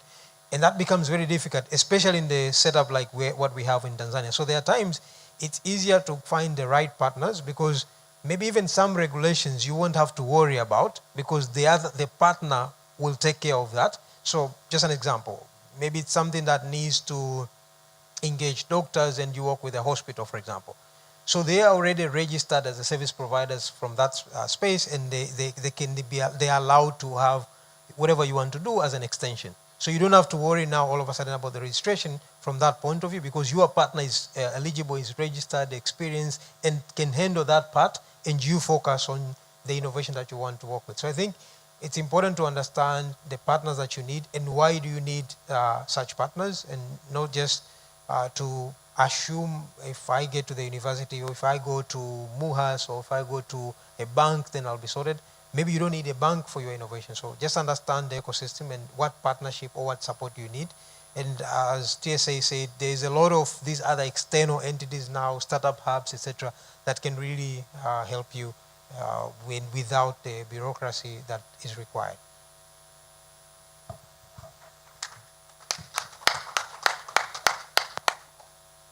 All right, thank you for summing it all up. This marks the end of our panel discussion. Thank you to our esteemed panelists and all the participants from University of Dar es Salaam that were able to contribute in this agenda. And as we move towards Vision 2050, let's just continue building an ecosystem where innovation thrives, systems are interoperable, and data is protected, whereby frontline workers are empowered and technology transforms service delivery for all Tanzanians. Thank you so much for your time and for your attention. Nashukuru sana. Whatever them saying about my woman, as long as you're here, girl, I'm a winner. Don't worry about a thing. Thank you very much, Asante sana, for that very amazing, very interactive session that we've had, Miss Dr. Mariam Amour. I have enjoyed and learned quite a bit myself. Now, we will have another session in a bit, but before that, I would like to invite Setlo for a pitch. If you can hear me, clap once. If you can hear me, clap twice. If you can hear me, clap 3 times. If you can hear me, touch your nose. If you can hear me, touch your eyes. If you can hear me, touch your head. All right. Just trying to get you off the edge. Just go. So now I'd like to invite Setlo for a 3-minute speech. They also have a booth outside there. If you have not yet got a chance to go and visit them, tafadhali hakikisha unapita kuwatembelea. Sasa nikukaribishe utuambie Setlo ni nani na anafanya nini. Welcome for your pitch. Let's put our hands together as she joins us on stage.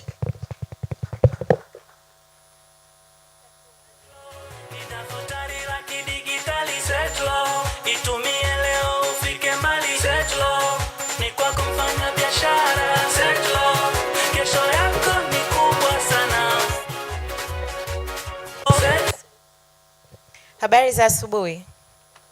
Sijapenda hilo jibu. Habari za asubuhi. Wazima. Naomba nikisema Setlo, tuseme kesho yako ni kubwa. Setlo. Hiyo kesho kweli ni ya 1 trillion. Hapo hata milioni 1 hatujafika. Setlo. Bado, I'm not convinced. Setlo, kesho yako ni kubwa. Setlo, kesho yako ni kubwa. Asanteni sana. So as Setlo, we are a business management system. It's as simple as that. We are a business management system. We are more than a POS because we have both hardware and software. What we do for businesses, we enable them to track sales, to do inventory management, as well as have reports on how to manage your business. So we are here, but you can as well as have an overview of your business wherever it is. Even if you have branches, kuna ambao ipo Dodoma, ambao wako Mwanza, Mbeya, you can have an overview of that on our platform. So, and then we have monthly subscriptions that range from 10,000, kwa hiyo hata Mangi, pale nyumbani, pale mtaani, Mangi anaweza kuwa na mfumo wa Setlo. Our system works with both whatever you have, if as a business owner, you have your own POS, it can also work with our system. So it's very simple. I think upande ule. Yeah, so basically this is what I was mentioning about, that we can track stock levels, we can record sales and expenses, and we have access to business reports. And there are different business reports. It can be about sales, it can be about expenses, it can be about how your business is going. We do that. Our system does that. Unapata ripoti ya siku, wiki, mwezi, kwa mwaka, whatever period of time umehitaji, unapata ripoti. Hizi ripoti zinakusaidia na nini? Benki wakija au ukihitaji mkopo na ripoti ya Setlo, kuna wafanyabiashara wamepata mikopo kwa sababu ya ripoti ya Setlo. Kirahisi sana, ningependa tukumbuke tu kwamba mfumo wa Setlo, in simple terms, ni daftari la kidijitali.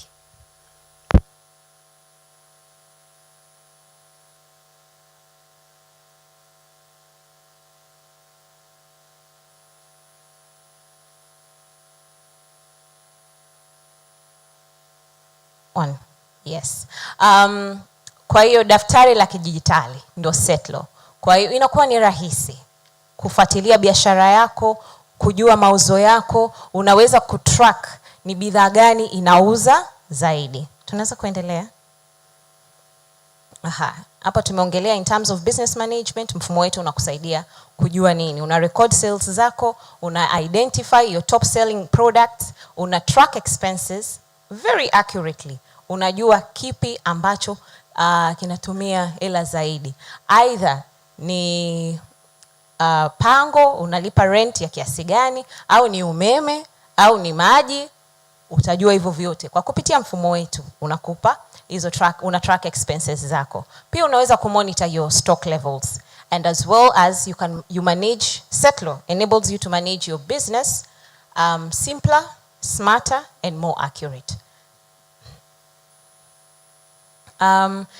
Setlo kama mfumo unakusaidia kumanage business yako popote pale ulipo. Kama nilivyotangulia kusema, tupo hapa, lakini pia unaweza kumanage business yako ukajua inavyofanya huko iliko. Kwa hiyo kama upo Mbeya, unajua duka lako linaendeleaje ukiwa hapa kupitia simu yako. Pia inaweza kufanya kazi kwenye tablet. So whatever it is, unaweza kupata real time sales notifications, mteja amenunua katika mfumo wa Setlo. Kuna stock alerts, stock ikiwa inapungua, ukiwa out of stock inakupa taarifa. Pia unapata alert ya stock zikiwa zinakaribia kuexpire. Kwa hiyo unajua kwamba kuna mzigo kiasi fulani. Hii kama mfanyabiashara inakusaidia kujua kipi cha kuongeza na ni mzigo upi, au hata ni muda gani kufanya sale. Maana kama mzigo unakaribia kuexpire, ndio muda wa kuanza kuchangamsha gengi. Na inakusaidia kuwa updated while you're away from the business. How Setlo works? Very simply. Kwanza, you go to a browser, whether it's on your phone or laptop, tablet. You open www.setlo.co.tz. You create your business profile, you add your product and the stock. Baada ya hapo, una download the Setlo app, and then you start rolling. You start rolling, you continue doing your business. Hii pia tutaona hapo baadaye kwamba ni biashara za aina gani ambazo zinaweza kutumia mfumo wa Setlo. Setlo ina update dashboard automatically. Hauhitaji kwamba nimeuza kiasi fulani narudi tena, hapana. Ndio maana tunasema sisi ni daftari la kidijitali. Una access kila kitu kuhusiana na biashara yako kupitia simu. Next slide.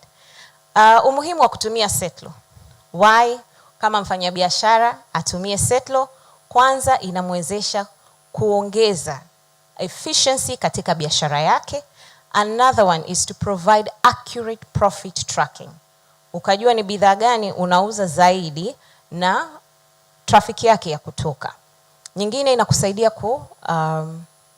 kusimamia biashara yako popote pale ulipo. you are able to make informed decisions because the reports give you data that you can be able to make informed decisions for your business. Inasaidia pia kupunguza losses kwa sababu ya rekodi. Umefika dukani, dada hakumbuki daftari lipo wapi, au ukurasa upi aliandika nini.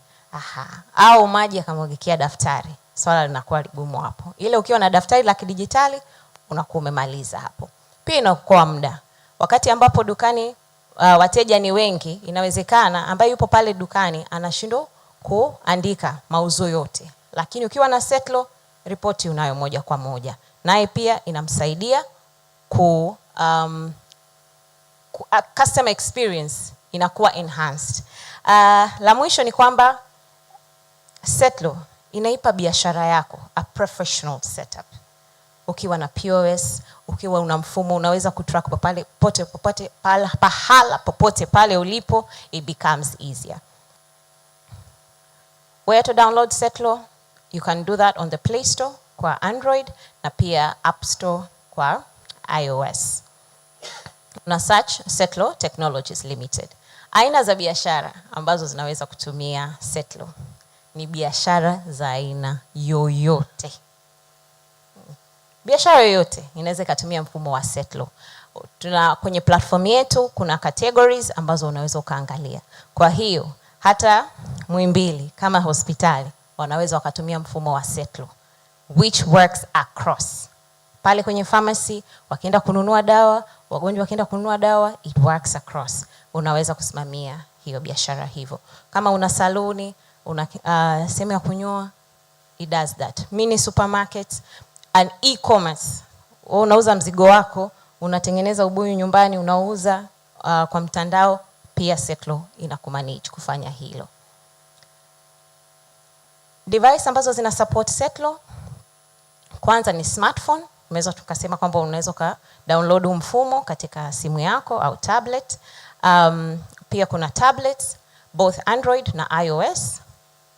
Kuna cash drawer, which is a hardware, na kuna thermal printer, na kuna barcode scanner. Hapa kwa thermal printer, kama biashara yako unatoa au unahitaji kutoa risiti za TRA, mfumo wetu pia upo linked na TRA. Kwa hiyo inakuwa ni risiti hiyo moja ambayo inatoka. Setlo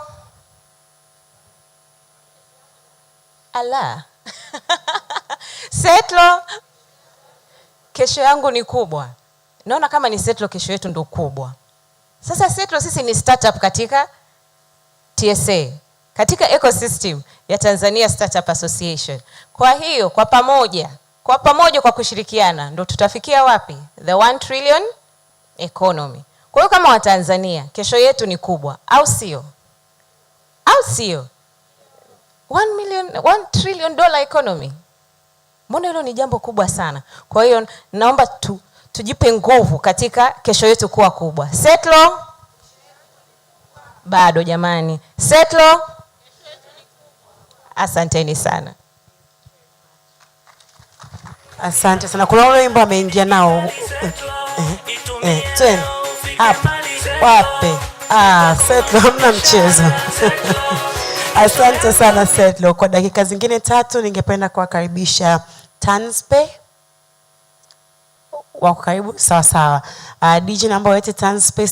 Watakuwa wao na wimbo wao mwingine sio ule, lakini namba pia DJ. Walete Tanspe waweze kutuambia zaidi.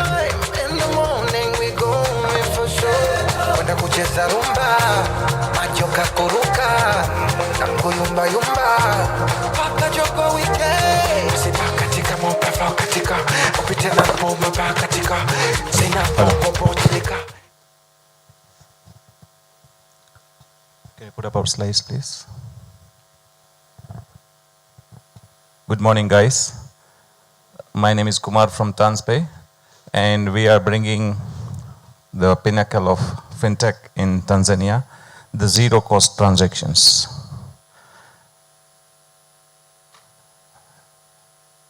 Yeah.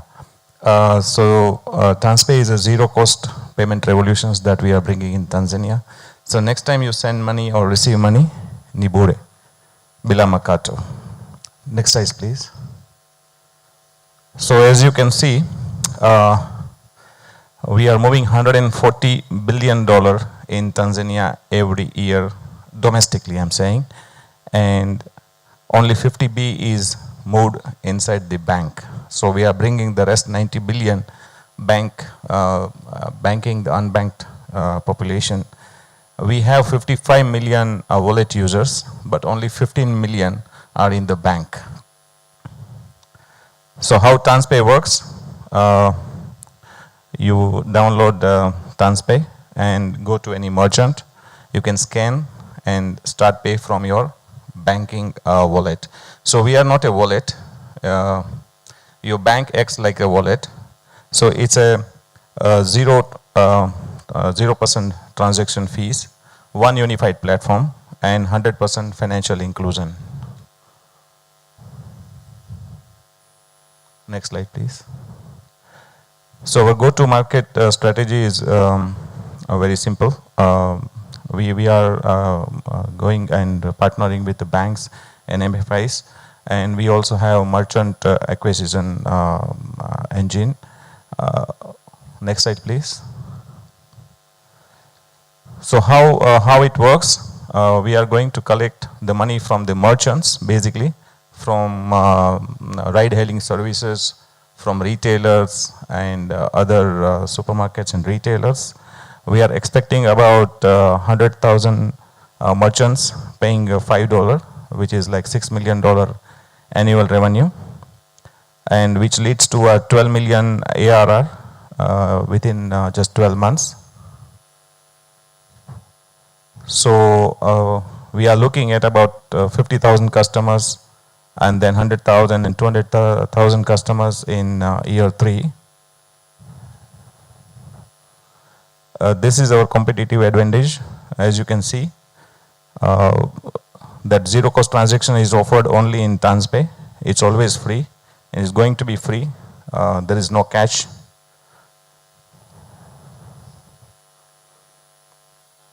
So as earlier I said, Tanzania's payment ecosystem is 140B transactions, and unbelievably, we are paying about $1 billion out of a $90 billion GDP as charges.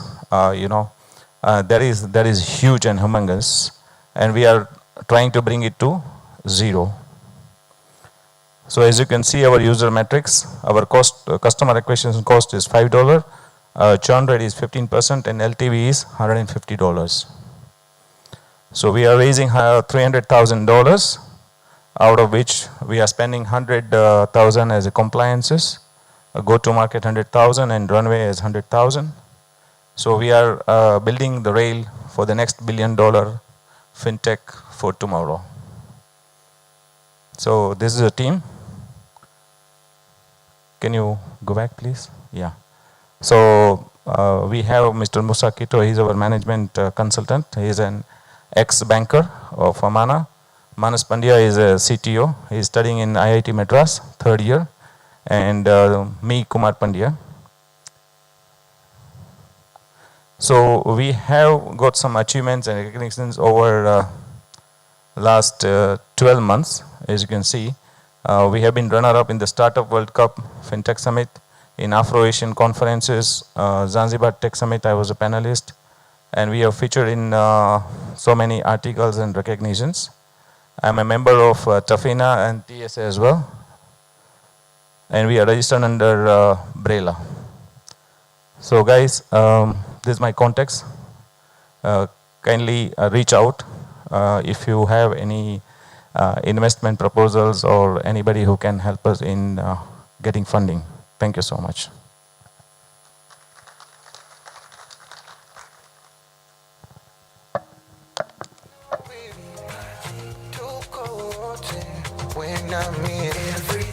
Tunapendeza, tunakimbiza, tunabaruza. Anywhere we go, we dance all night. Let go, down, down, twende, down, down. Alright, asante sana. Let go, down, down, twende, down, down. If you can hear me, clap twice. If you can hear me, clap twice. If If you can hear me, stomp your feet. If you can hear me, stomp your feet. If you can hear me, clap once. If you can hear me, clap twice. If you can hear me, clap 3 times. If you can hear me, say hi to your neighbor. Say hi to your other neighbor. Then you can just look at me while smiling and looking all nice. Amazing. Thank you very much. Asante sana. Well, we are trying to be inclusive. Trying to be inclusive and make sure all part of the place is used. Sasa, we are going to our next session. But before we go to that session, ningeomba tusimame for a little stretch. We've been sitting for like 2 hours. And today we are focused on our health. So, yeah.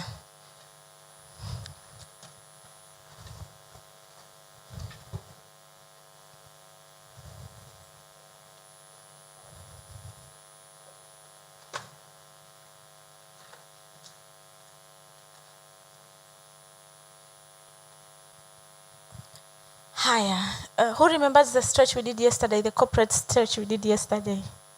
Nani anakumbuka? Anyone? Anyone? Okay. No, that was not. We did another one that was PG corporate. So you let your ear touch your neck, then the other side, then a cycle. Again. Yes. Yes. Yeah. How many have been taking notes? How many have been taking notes? Then we are stretching our hands because we have another moment to take some notes. So you stretch your fingers, cycle your wrists, shake your hands. All of them, not one. All of them. Yes, thank you. Thank you so much. Have a seat.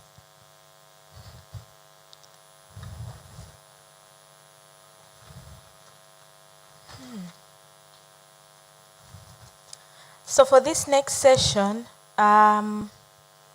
we have a discussion around the role of connectivity and infrastructure in driving the digital economy. The session will explore how robust connectivity and reliable infrastructure are critical to accelerating digital economy. It will highlight the role of internet access, digital network, and technological frameworks in enabling innovation and entrepreneurship, economic growth partnerships. Participants will gain insight. You are expected to gain insights into strategies for improving digital infrastructure to support business, startups, and inclusive digital services. The discussion will also cover challenges and opportunities in bridging connectivity gaps across. So before we head directly into the panel discussion, we have a keynote address from Konstantin, who is coming from UCSAF. Karibu. Karibu for your presentation. A round of applause as he comes forward.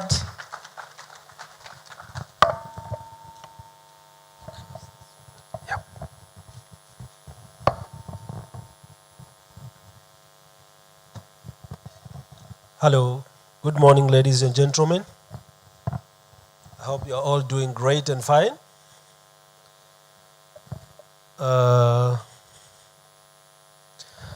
First of all, I would like to introduce myself, as the MC has said. My name is Mr. Konstantin Kasese from the Universal Communication Service Access Fund. I'm from the Department of Project Planning and Development in the UCSAF.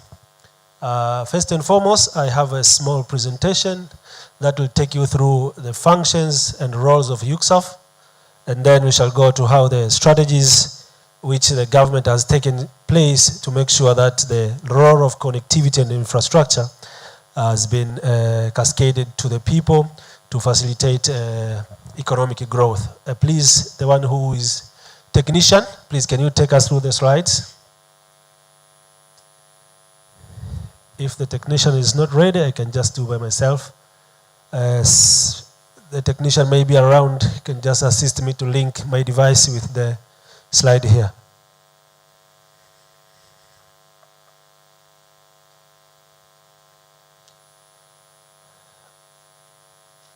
Oh, sure, perfect. While the technician is doing his technical skills, Can I just have some hands to some few of colleagues who have any slight of idea of what is UCSAF? The long term of UCSAF is Universal Communication Service Access Fund. Can we have someone to just say anything about UCSAF if you have ever heard about UCSAF? Please, one volunteer from the floor.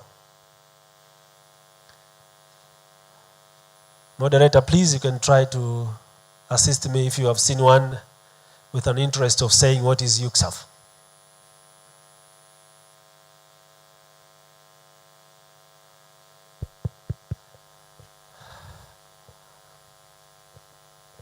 Anyone on this side?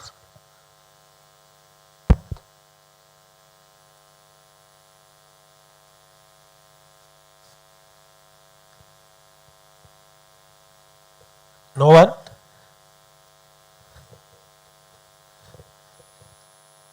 Oh, sure. If there is no one, I can just stay by myself.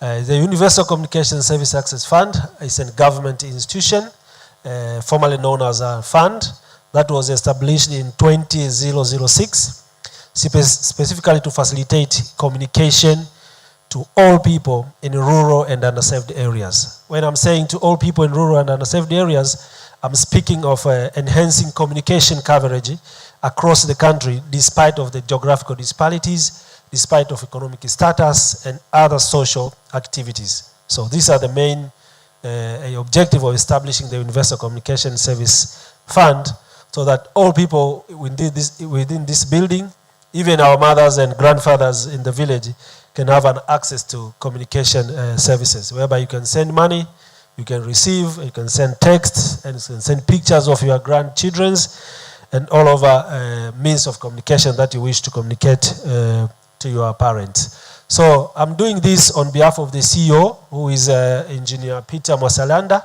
who has been endowed with some other government activities. He could not make it to be here with us today, but I'm with my colleagues from the Universal Communication Service Access Fund.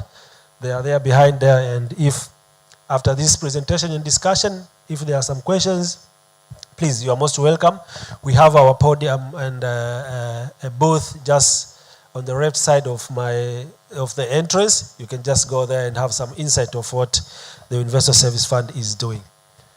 I'll go to the next slide. Yes, these are the objectives that made the government to establish the Universal Communication Service Access Fund, and these are the functions that the fund is currently playing to enhance communication to all people in rural and underserved areas. You can see the first objective is to ensure availability of communication services in rural and urban service areas, while its main function is to identify communication project areas and provide subsidies. So this being the case, the Universal Communication Service Access Fund is providing subsidies to various communication projects so that they can be fully implemented to enhance communication to rural and underserved areas. So there are a lot of functions that we are currently doing. We are doing research in communication project areas, and we are doing funding with various MNOs, we call them mobile network operators, to facilitate the communication services across the country. This is our vision and mission. Our first vision is to make a digital inclusive Tanzania through enhancing communication infrastructures that has been stipulated in the National Vision, National Strategy, National Digital Economy Strategy Framework that was launched in 2024, and it elapsed for 2034. So this is our vision as the Universal Service Communication Access Fund, and this is our mission, which stipulates that to facilitate access to communication services in underserved areas through project planning, subsidy provision, and partnership with stakeholder players in achieving socio-economic development. So this is our main agenda that we are living daily at our institution, to make sure that all people are connected, all people are accessing various communication services. And these communication services have been divided into 4 categories. One is mobile telecommunication, second is postal communication, third is internet, and fourth is broadcasting. So we are cutting across the whole communication sector to make sure that people are communicating from one place to another. I would just like to start with some projects that we are currently dealing with and those that have been completed. Currently, we have a total of 19 projects that have been implemented since establishment.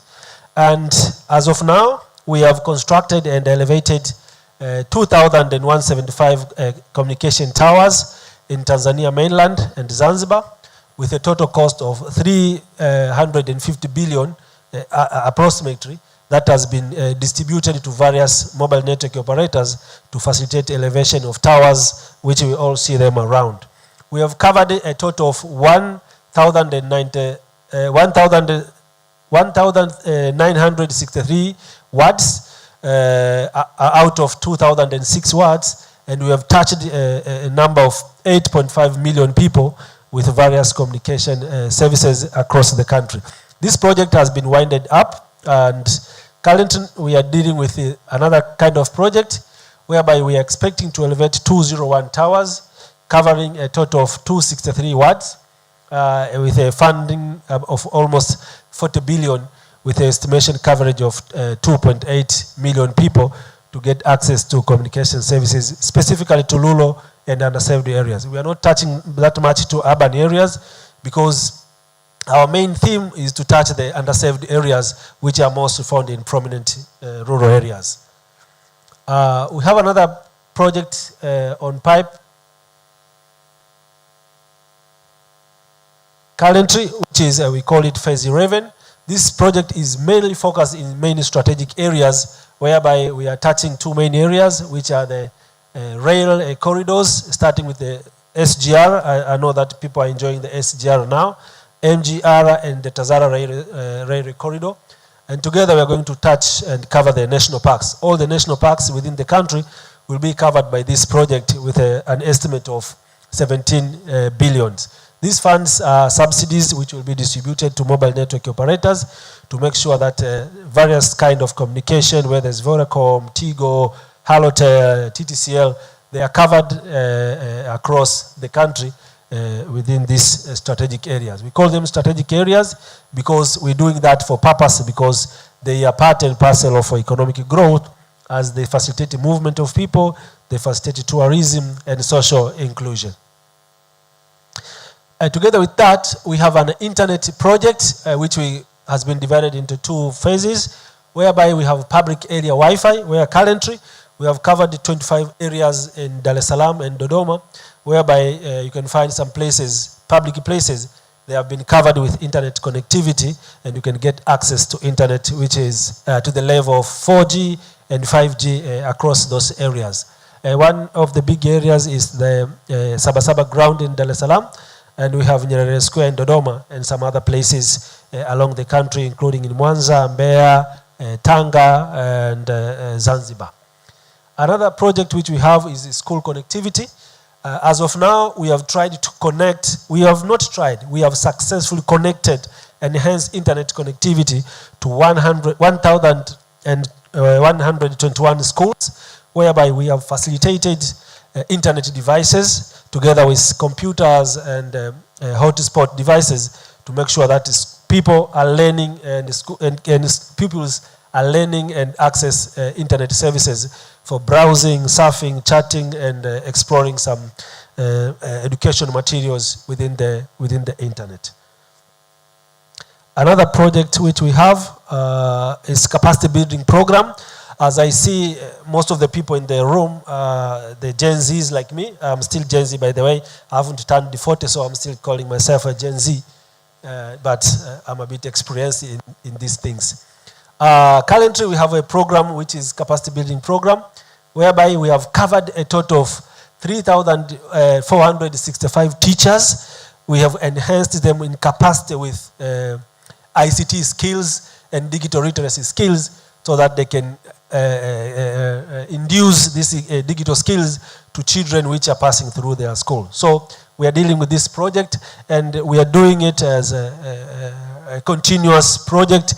Each and every year we are allocating a budget to make sure that we cover a number of people, to get a number of teachers to get access to these digital skills and ICT literacy skills. Currently we have as well as university college funding. We are funding some students who are enrolled in university pursuing ICT courses, and currently we have 26 people who are in school. They are enjoying the fund from the Universal Communication Service Access Fund, so that they can pursue their degree in ICT and related courses for ICT skills. So I argue, please, if you have some times, visit our booth outside there. You can get the insight if you want to secure these funds from the UCSAF, so that you can get access to funding your school curriculum via our fund, which is there at the Universal Communication Service Fund. Please pass to our booth. You can get an insight of what are the criteria that we are using to evaluate and get people who can get access to this funding. So these are all the projects that we are currently implementing under the Universal Communication Service Fund to facilitate infrastructure and connectivity across the country. Yes, this is just a map that shows our coverage. The green dots, these are the communication towers that we have elevated, and they're all live now, providing communication services to all people across Tanzania. These are only 758 towers that have been completed, have been constructed from 2023 to 2025 May. These are the data as of May. We are currently speaking of 99% completion. We are just remaining with these few, the red dots, towers, to make sure that we cover the whole country with the communication services, with the 758 communication towers. These are called the DTP project because they are Digital Tanzania project, funded projects under the World Bank, and the government of Tanzania is injecting some fund to make sure that this project is fully covered and operational. We have some strategies that we are implementing to accelerate broadband expansion in the country. There are almost 5 of them. These are the strategies that we are implementing currently to make sure that the broadband, the strategies to accelerate broadband expansion within the country. We are doing this because most of the surrounding countries in Tanzania, they are enjoying access to internet from this side. So we are expanding and strengthening the broadband, the last mile broadband in Tanzania, to make sure that even the cross-border regions can access internet connectivity and enjoy the exchange of communication, business and trade, because connectivity has been identified as one of the drivers of economic development. A second initiative strategy that we are implementing, the device, I don't know, it is not that much strong.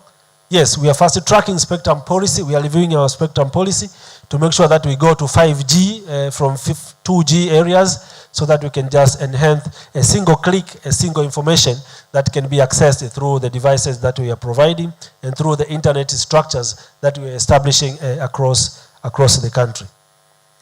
And third, we prioritize national backbone completion and open access model. As we have the national backbone that is providing network to all the government institutions and some private, we are strengthening it to make sure that turnaround time on the backbone is 0.009% of efficiency. And lastly, we are promoting a shared value to the internet services that we are providing, and make sure that all people are enjoying at affordable prices through device financing project, which we have as well in our institution. These are the enabling innovation across high growth sectors. We, as the Universal Communication Service Fund, we are partnering with some other sectors in the government to make sure that internet and connectivity is one of the key drivers of socio-economic development. So currently we are doing partnership with some fintechs, as we shall see today, and you can get more insight on our podium there outside. We are doing with Agritech, creating a database of agriculture and AI use, so that people can just get an insight of what kind of agriculture they can do based on the weather that is surrounding their areas. We are doing a digital health and telemedicine project under the Ministry of Health, and we are doing a manufacturing and logistics under the Ministry of Communication and the Ministry of Trade to facilitate that seamless communication of logistics through various platforms that have been established by the government under several ministries. And we are creating a digital services to support content creators, most of the content creators in this country are people who have skills in digital skills, and we are supporting them to make sure that their content are valuable and can be quantified so that they can earn their income. So these are the enabling innovations across high-growing sector that currently UCSAF is doing to make sure that we are part of the socio-economic development of this beautiful country.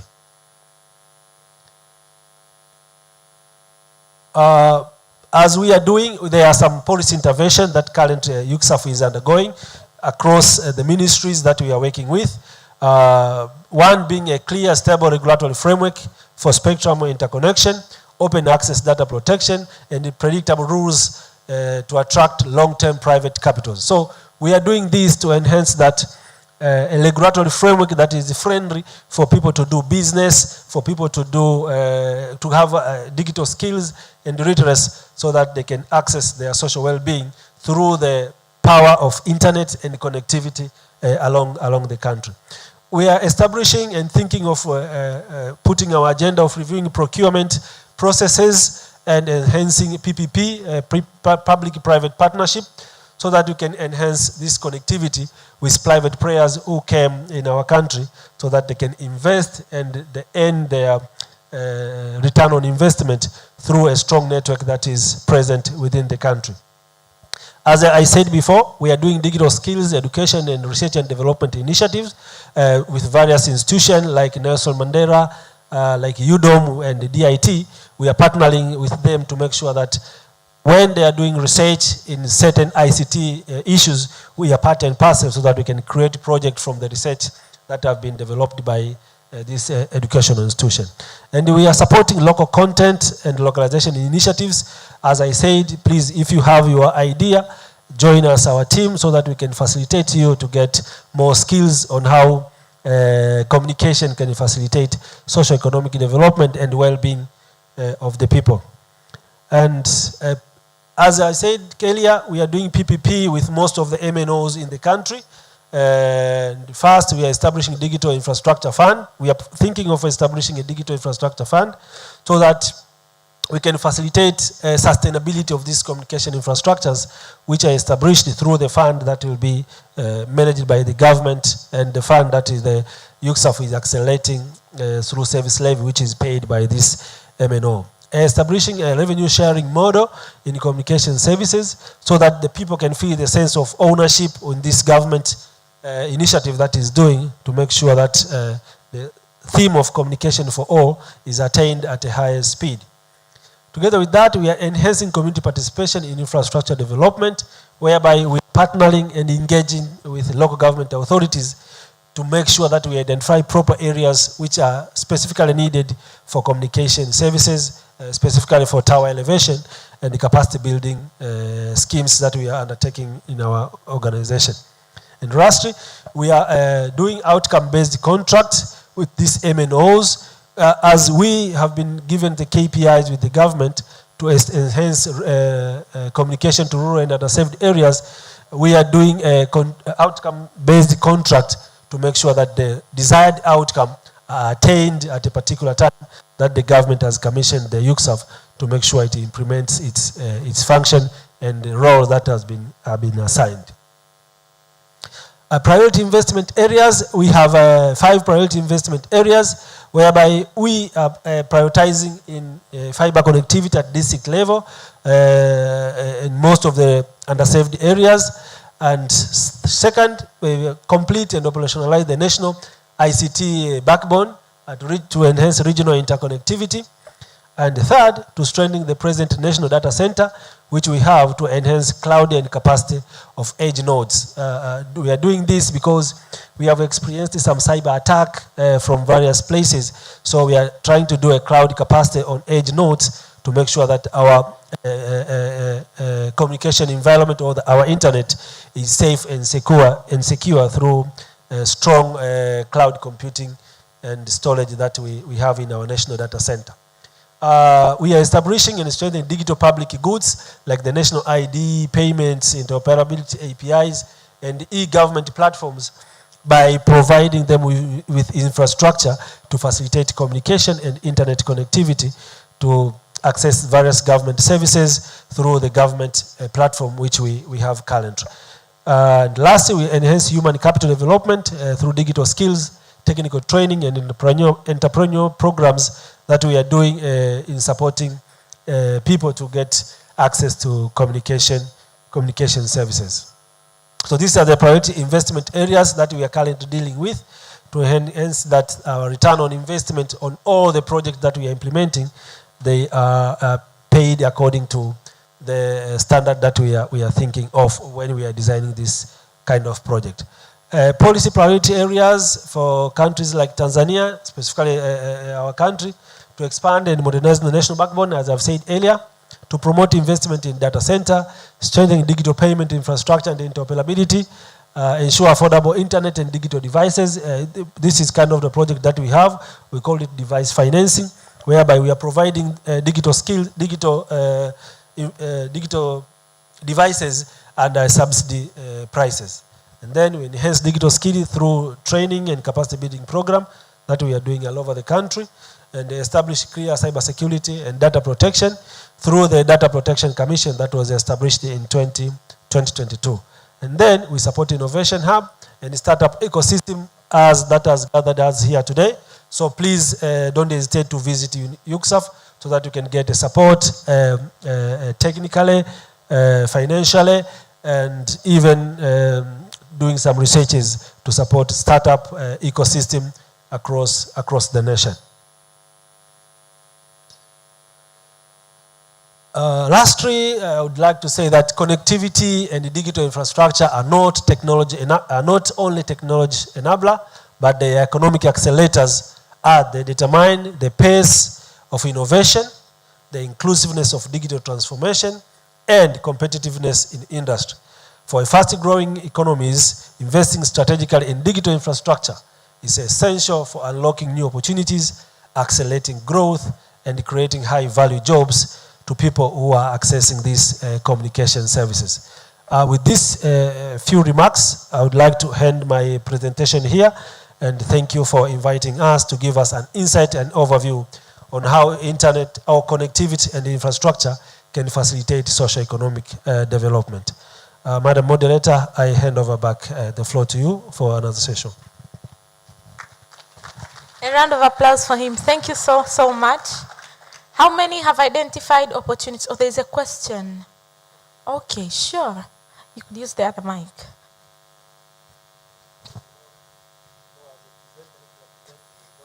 Questions is kind of maybe people didn't understand, but if you have some questions from the floor, it gives you a hope that people have understood and they want to know more of what you are thinking of. Please, my brother, you are most welcome. Thank you. Good morning, everyone. Good morning. My name is Moses Mosiba, the founder of LOG Foundation. Thank you for the nice presentations. It is my first time to have more experience about UCSAF. And through your presentation, I learned some stuff and I have some questions. Basically, as you invested much in funding these all ICT issues and communication stuffs. You can see on your presentation, the data you shared, it seems like on your from the data you shared, it seems like you have left only 43 words in coverage. But despite the investing much in communication staffs, still in Tanzania, we experience communication issues. Still in rural areas, sometimes even in urban areas, communication issue, it's still the problems.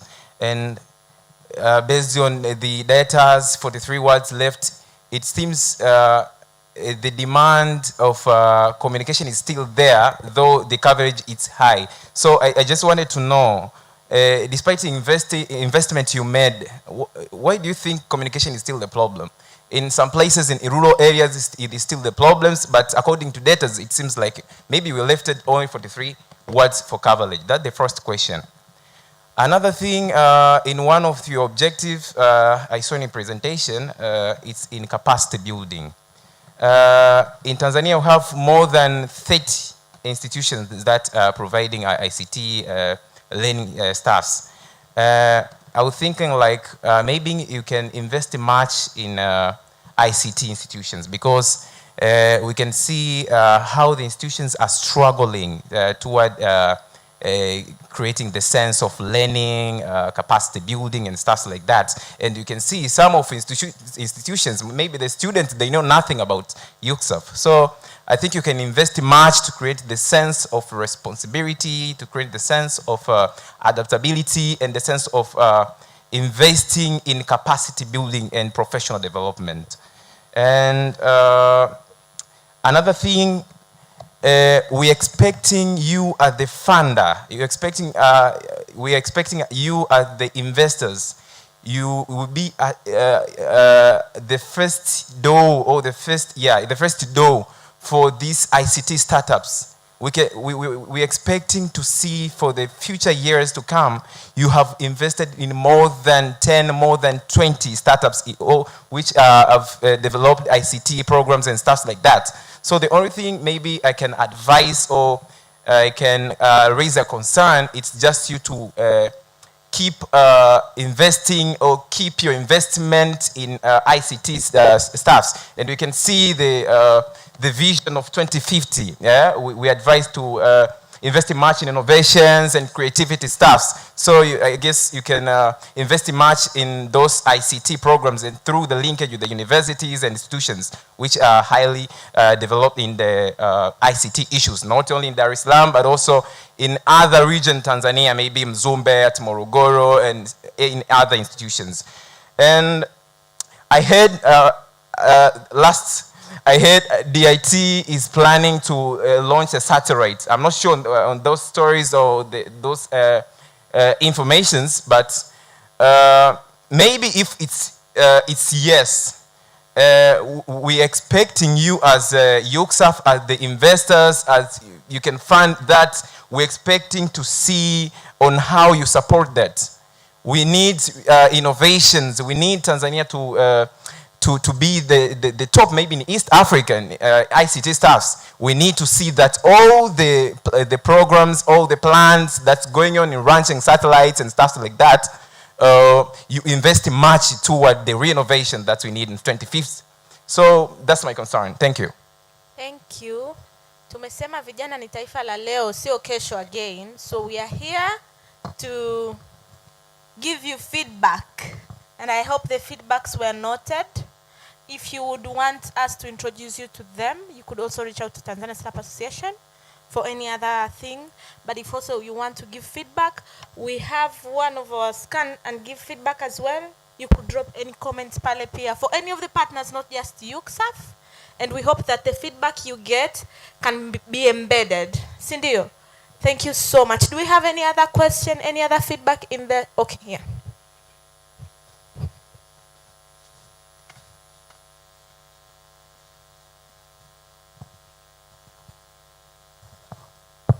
Thank you. My name is Vianney. I would like to first congratulate UCSAF for the fantastic work that you have been doing to increase access to internet and technology in the country. I have 3 questions. Number 1, I want to know how much has UCSAF empower like local content participation on all the projects that have been completed. Like how much, like you've said you have spent over 300 billion. So how much of that 300 billion has it gone to the local companies here, right? And yeah, such data are very important for us to know the actual impact on the funds. That's question number one. Question number two, my fellow here has spoken on satellites, right? So I would like to know what strategy does UCSAF have in building the satellite infrastructure? Because I think it's a bit asset light, although the capex on it is going to be very huge. But I think in this current era of the, let me say, a digital airspace war, it's very important to have our own national independent satellite infrastructure so as to, increase the access of internet and technology usage in the country. And the last question, this is concerned, I would just like to get your views on having like a checks and balances so as to protect the consumers of the internet, since UCSAF mainly is into communication service access, right? So we have previously experienced the shutdown of our internet here in Tanzania. So it's very important to start thinking on having the checks and balances so that they can protect the investors that are funding the construction of those infrastructures. But at the same time, we consumers, right? By consumers, I just don't mean individual person. There are companies that their business is the internet is the backbone of their cash flows, right? So before someone makes a decision of just shutting down the internet, there has to be some sort of a committee where they sit down and say, okay, under X and Y situation, it's very important to protect the sovereignty of the country by taking this decision. But other than that, it's very critical to have these sort of checks and balances so that it can protect the consumers and the investors. Yeah, so those three questions are just enough for today. Thank you so much. Thank you so much. Tuna, any other comment? Any other question? Okay. Sasa leo tunawasikiliza vijana wote kwenye huu ukumbi because we've been raised in digital era and internet has been the backbone of how we live, we study. Kwa hiyo, UCSAF, I hope you are taking notes of all of this.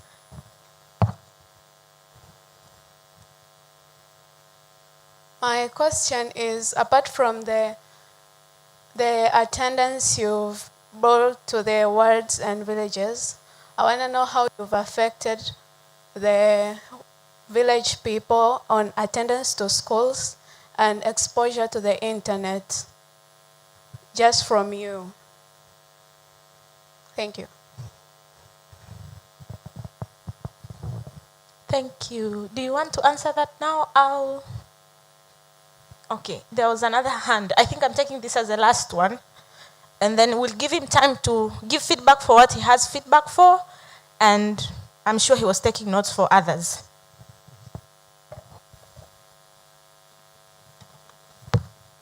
My name is Stefano Joseph from Sendo. I'm a founder of Matecom Group Investment. Thank you, Engineer Peter. Because we are here to learn and we are here to get a solution. Always to get a support from the government is always there. But the problem is to get that solution from the hand. When you visit the institute, institute from the government, already they make promise. We are coming, and we are doing this. When they see your project and they see it's variable, it is possible, they make promise for you. But to come and conclude that promise is a problem. As institute from the government, what the procedure, what the way you have to solve this problem? Because we always visit them, but nothing we get from them. Thank you. Do you have any feedback you want to provide now? Okay, this is the last question or comment. Bali.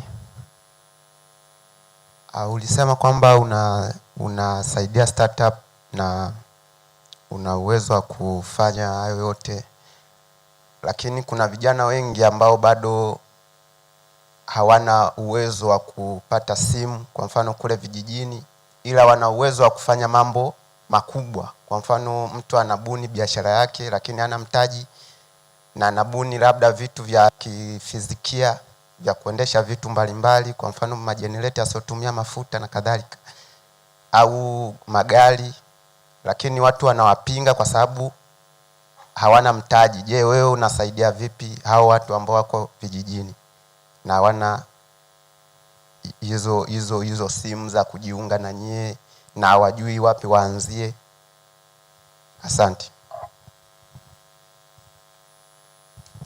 Asante. Okay.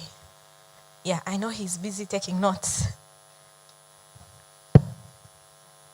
Okay. Oh, thank you for your very fruitful questions and some points of suggestion.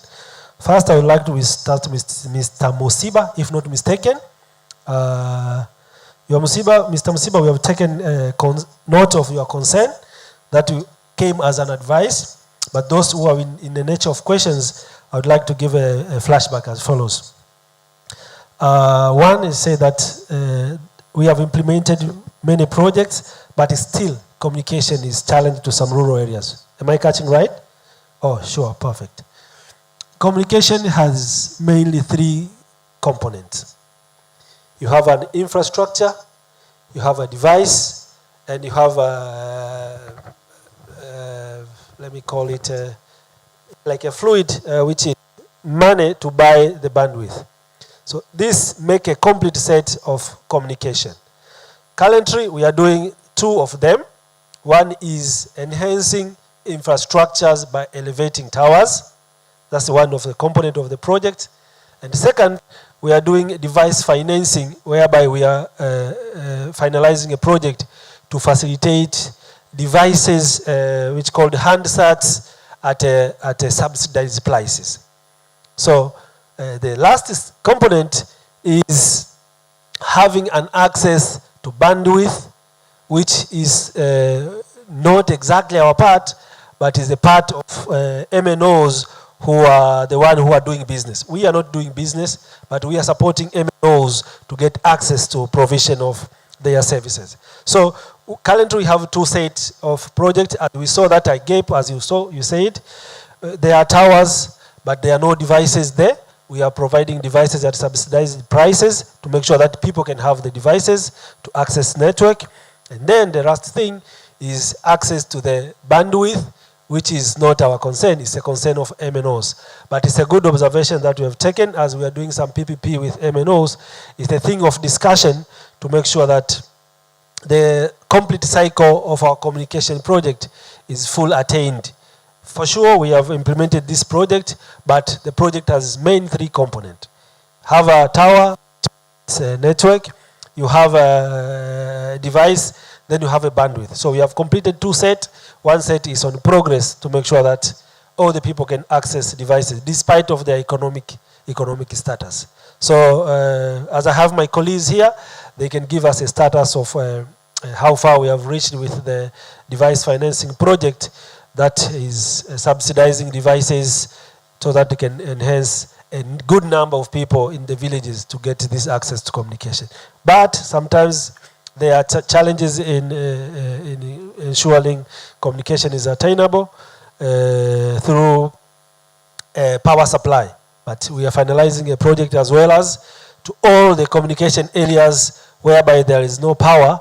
We are in partnership with a rural electrification project, which is called the RARE, to make sure that all the towers which are constructed are powered with the national grid power to enhance effective communication, effective supply of internet connectivity and communication. That is one. Second, on capacity building, there are more than 32 ICT institutions that are providing to enhance awareness in professional development. Yes, as I've said earlier, there are a lot of institutions which are dealing with ICT issues, but we are doing one after the other. As I said, we have started with 3. We have started with University of Dodoma. We have started with DIT, Dar es Salaam, and Nelson Mandela in Arusha. So we are still on progress to expand and embed more academic institution to enhance that the theme of communication is attained fully by engaging them as partner in enhancing digital skills, innovation, and professional development. Universal Communication Service Access Fund.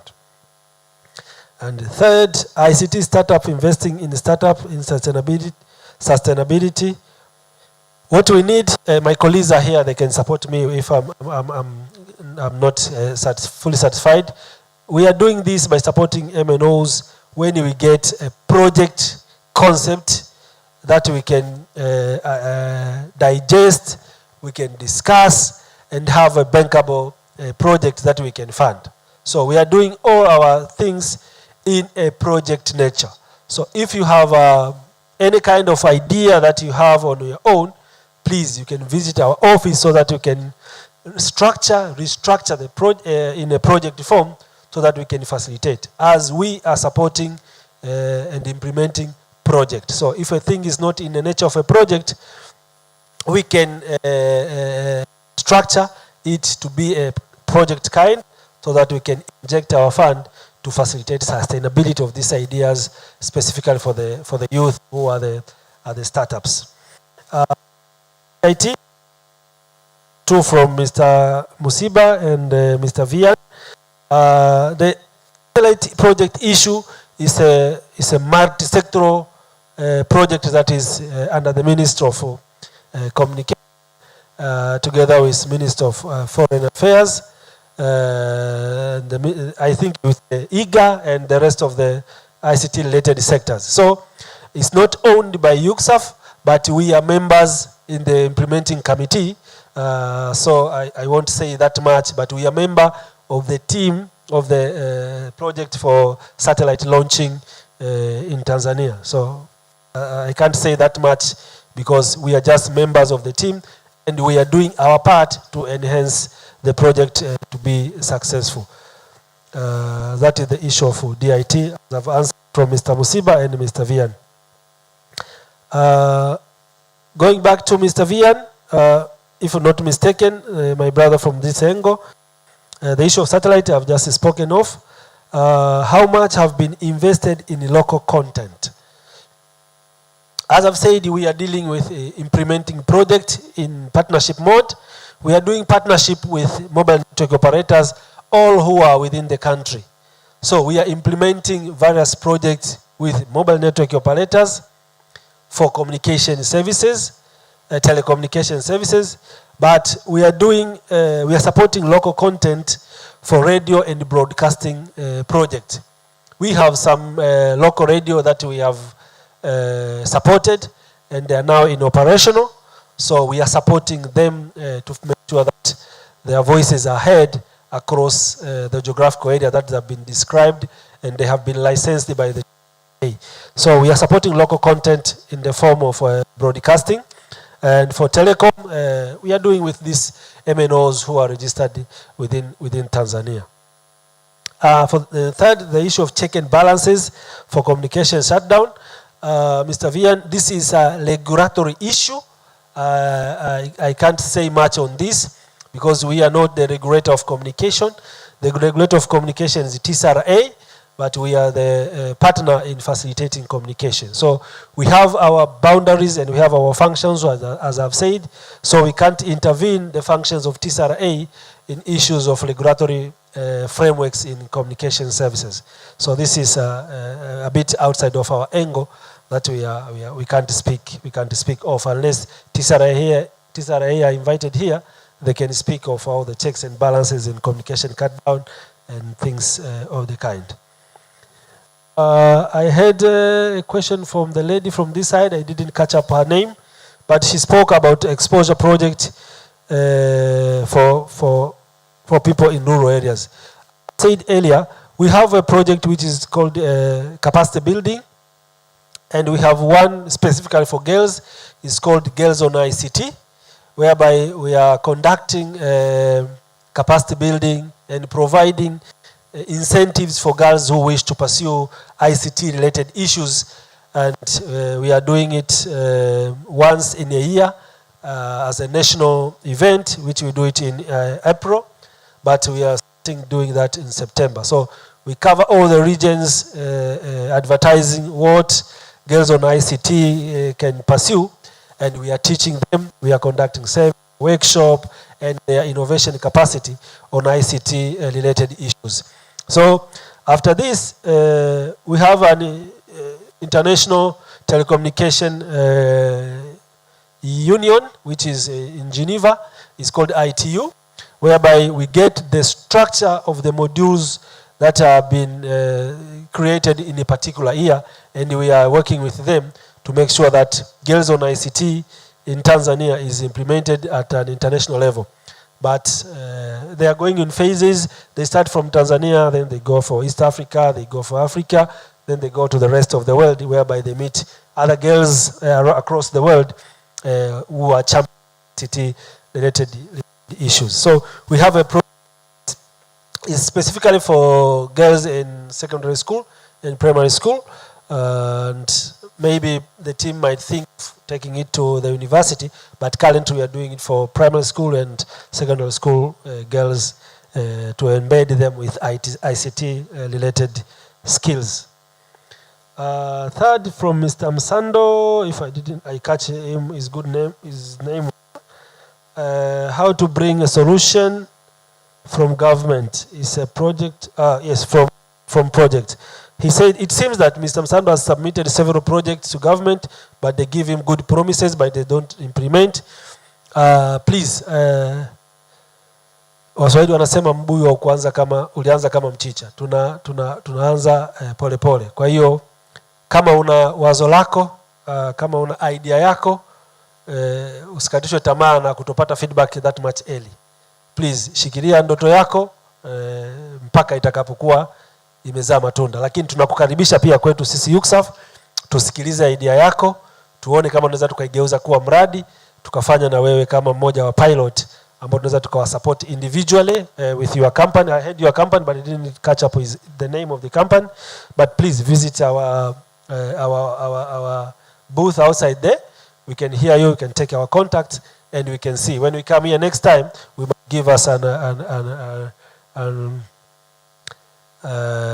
view that we have done this for Mr. Msando, who is one of the startups who participated in 2025 week. Please, Mr. Msando, visit our office. One last question from this angle. It was on Mtaji Pasimu, is something like that. As I said, that we have a project which is called device financing. We are financing devices at subsidized prices to make sure that people can access communication across the country, to all the communication towers that we are elevating across the country. But please, madam, I have my team here. If I have skipped something, they want to chip in, please give them some few seconds to make an intervention, if times allow. Thanks. Thank you. So because your team has to moderate a panel hapa, I think they should include any of those feedback during the panel discussion because of time. I hope that's okay. Asante sana, sana, sana. Plus there was another question for you. Sasa, for anyone who has questions about connectivity, internet, UCSAF Wanabanda, they've been here for 2 days. Today is the 3rd day. Please visit. You know, you might have a question and then you are worried, nisiseme, whatever. But visit Bandalao for more questions, for more input and feedback. So thank you so much, sir. I'd like to call the next team. Asante sana. You had a very good presentation. A round of applause for him. Sasa huyu ndo ameeleweka, maana maswali yalikuwa ya moto. Everyone was understood. So I would like to call Mr. Mushinda Idi, who is a moderator for the next panel discussion. Karibu sana. DJ, tulete hawa watu wa internet.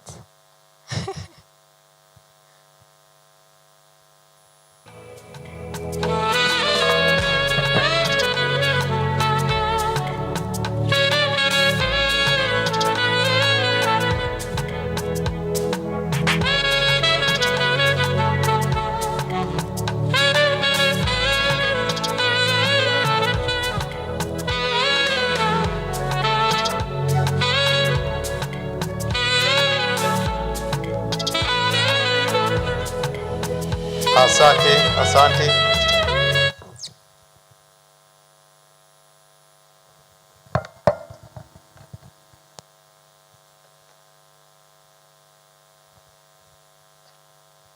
Habarini za saizi.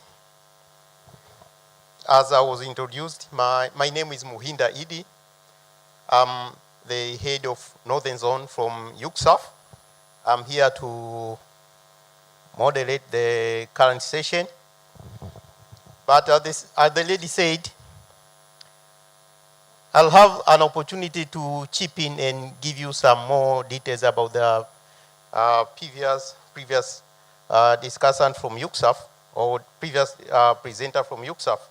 I would like to start by adding some few comments about the satellite issue.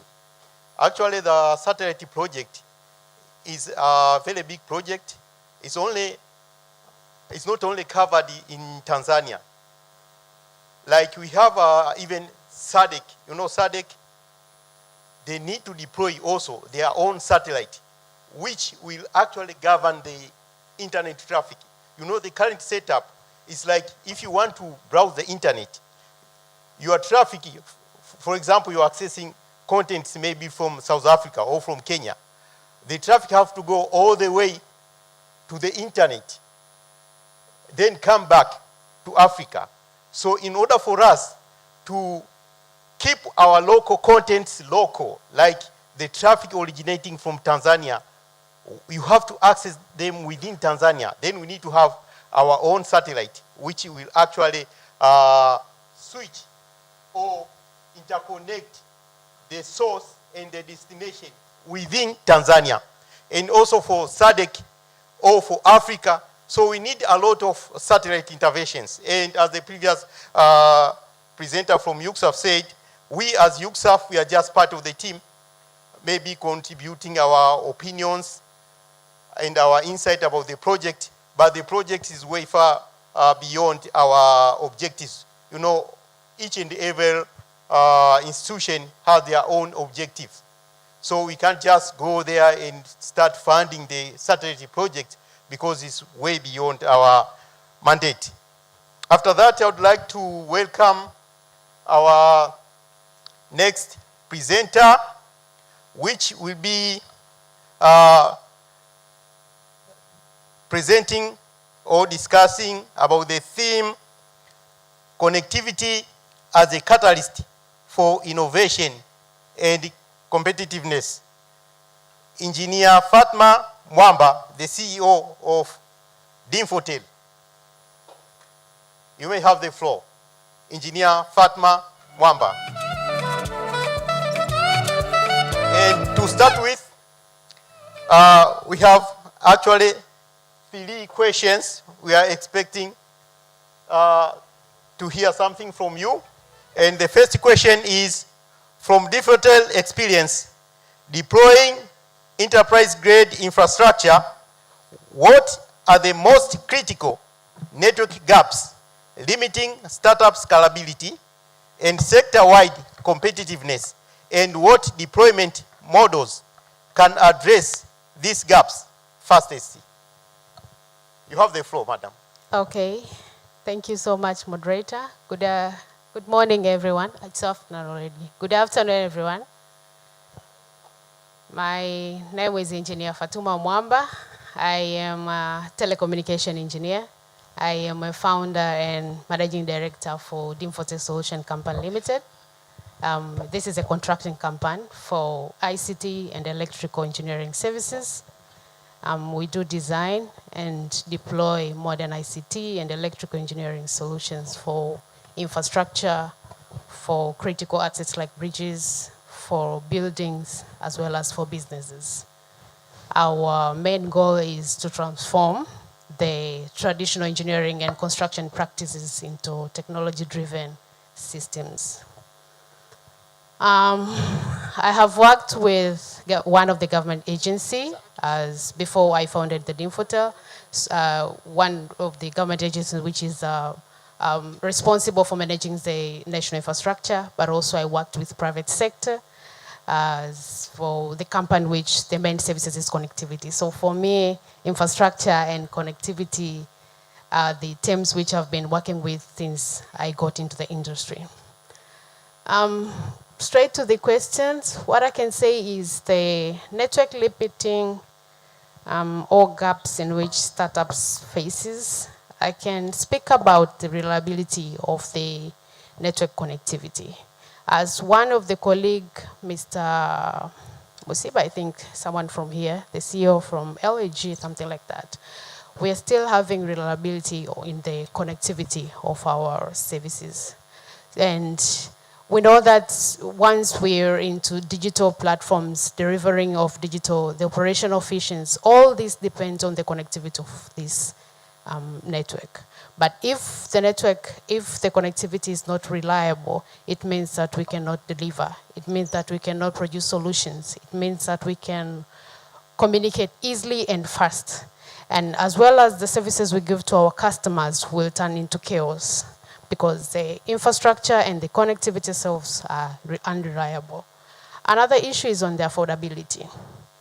The access to infrastructure, the access to internet packages, the access to cloud services, access to hosting services is still not affordable to the startups, SMEs, and innovators. So also this is a limiting issue in which makes the startups not to scale and deliver services to the customers.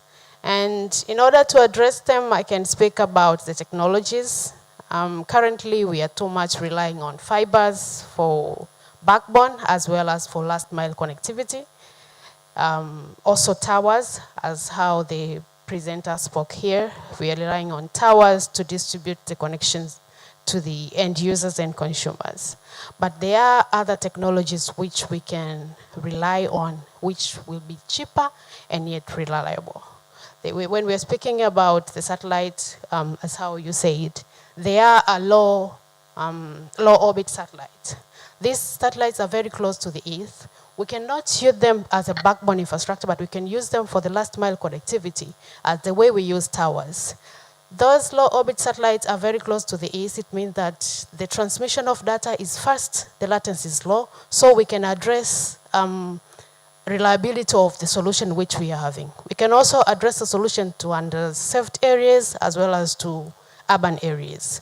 Another issue is the use of TV white space.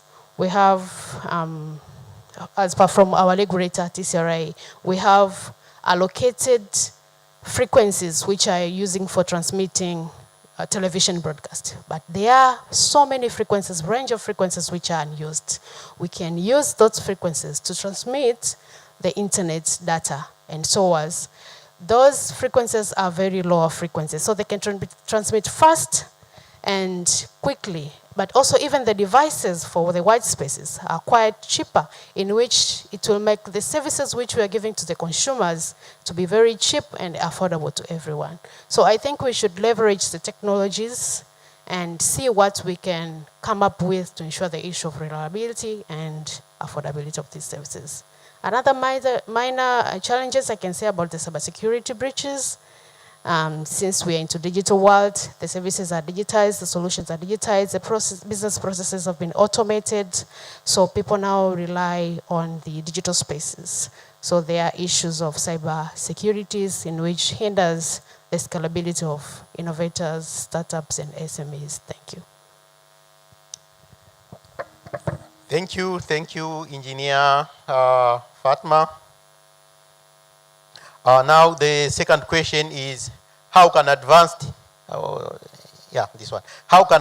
infrastructure models strengthen operational efficiency and accelerate digital service delivery for Tanzania SMEs and innovators?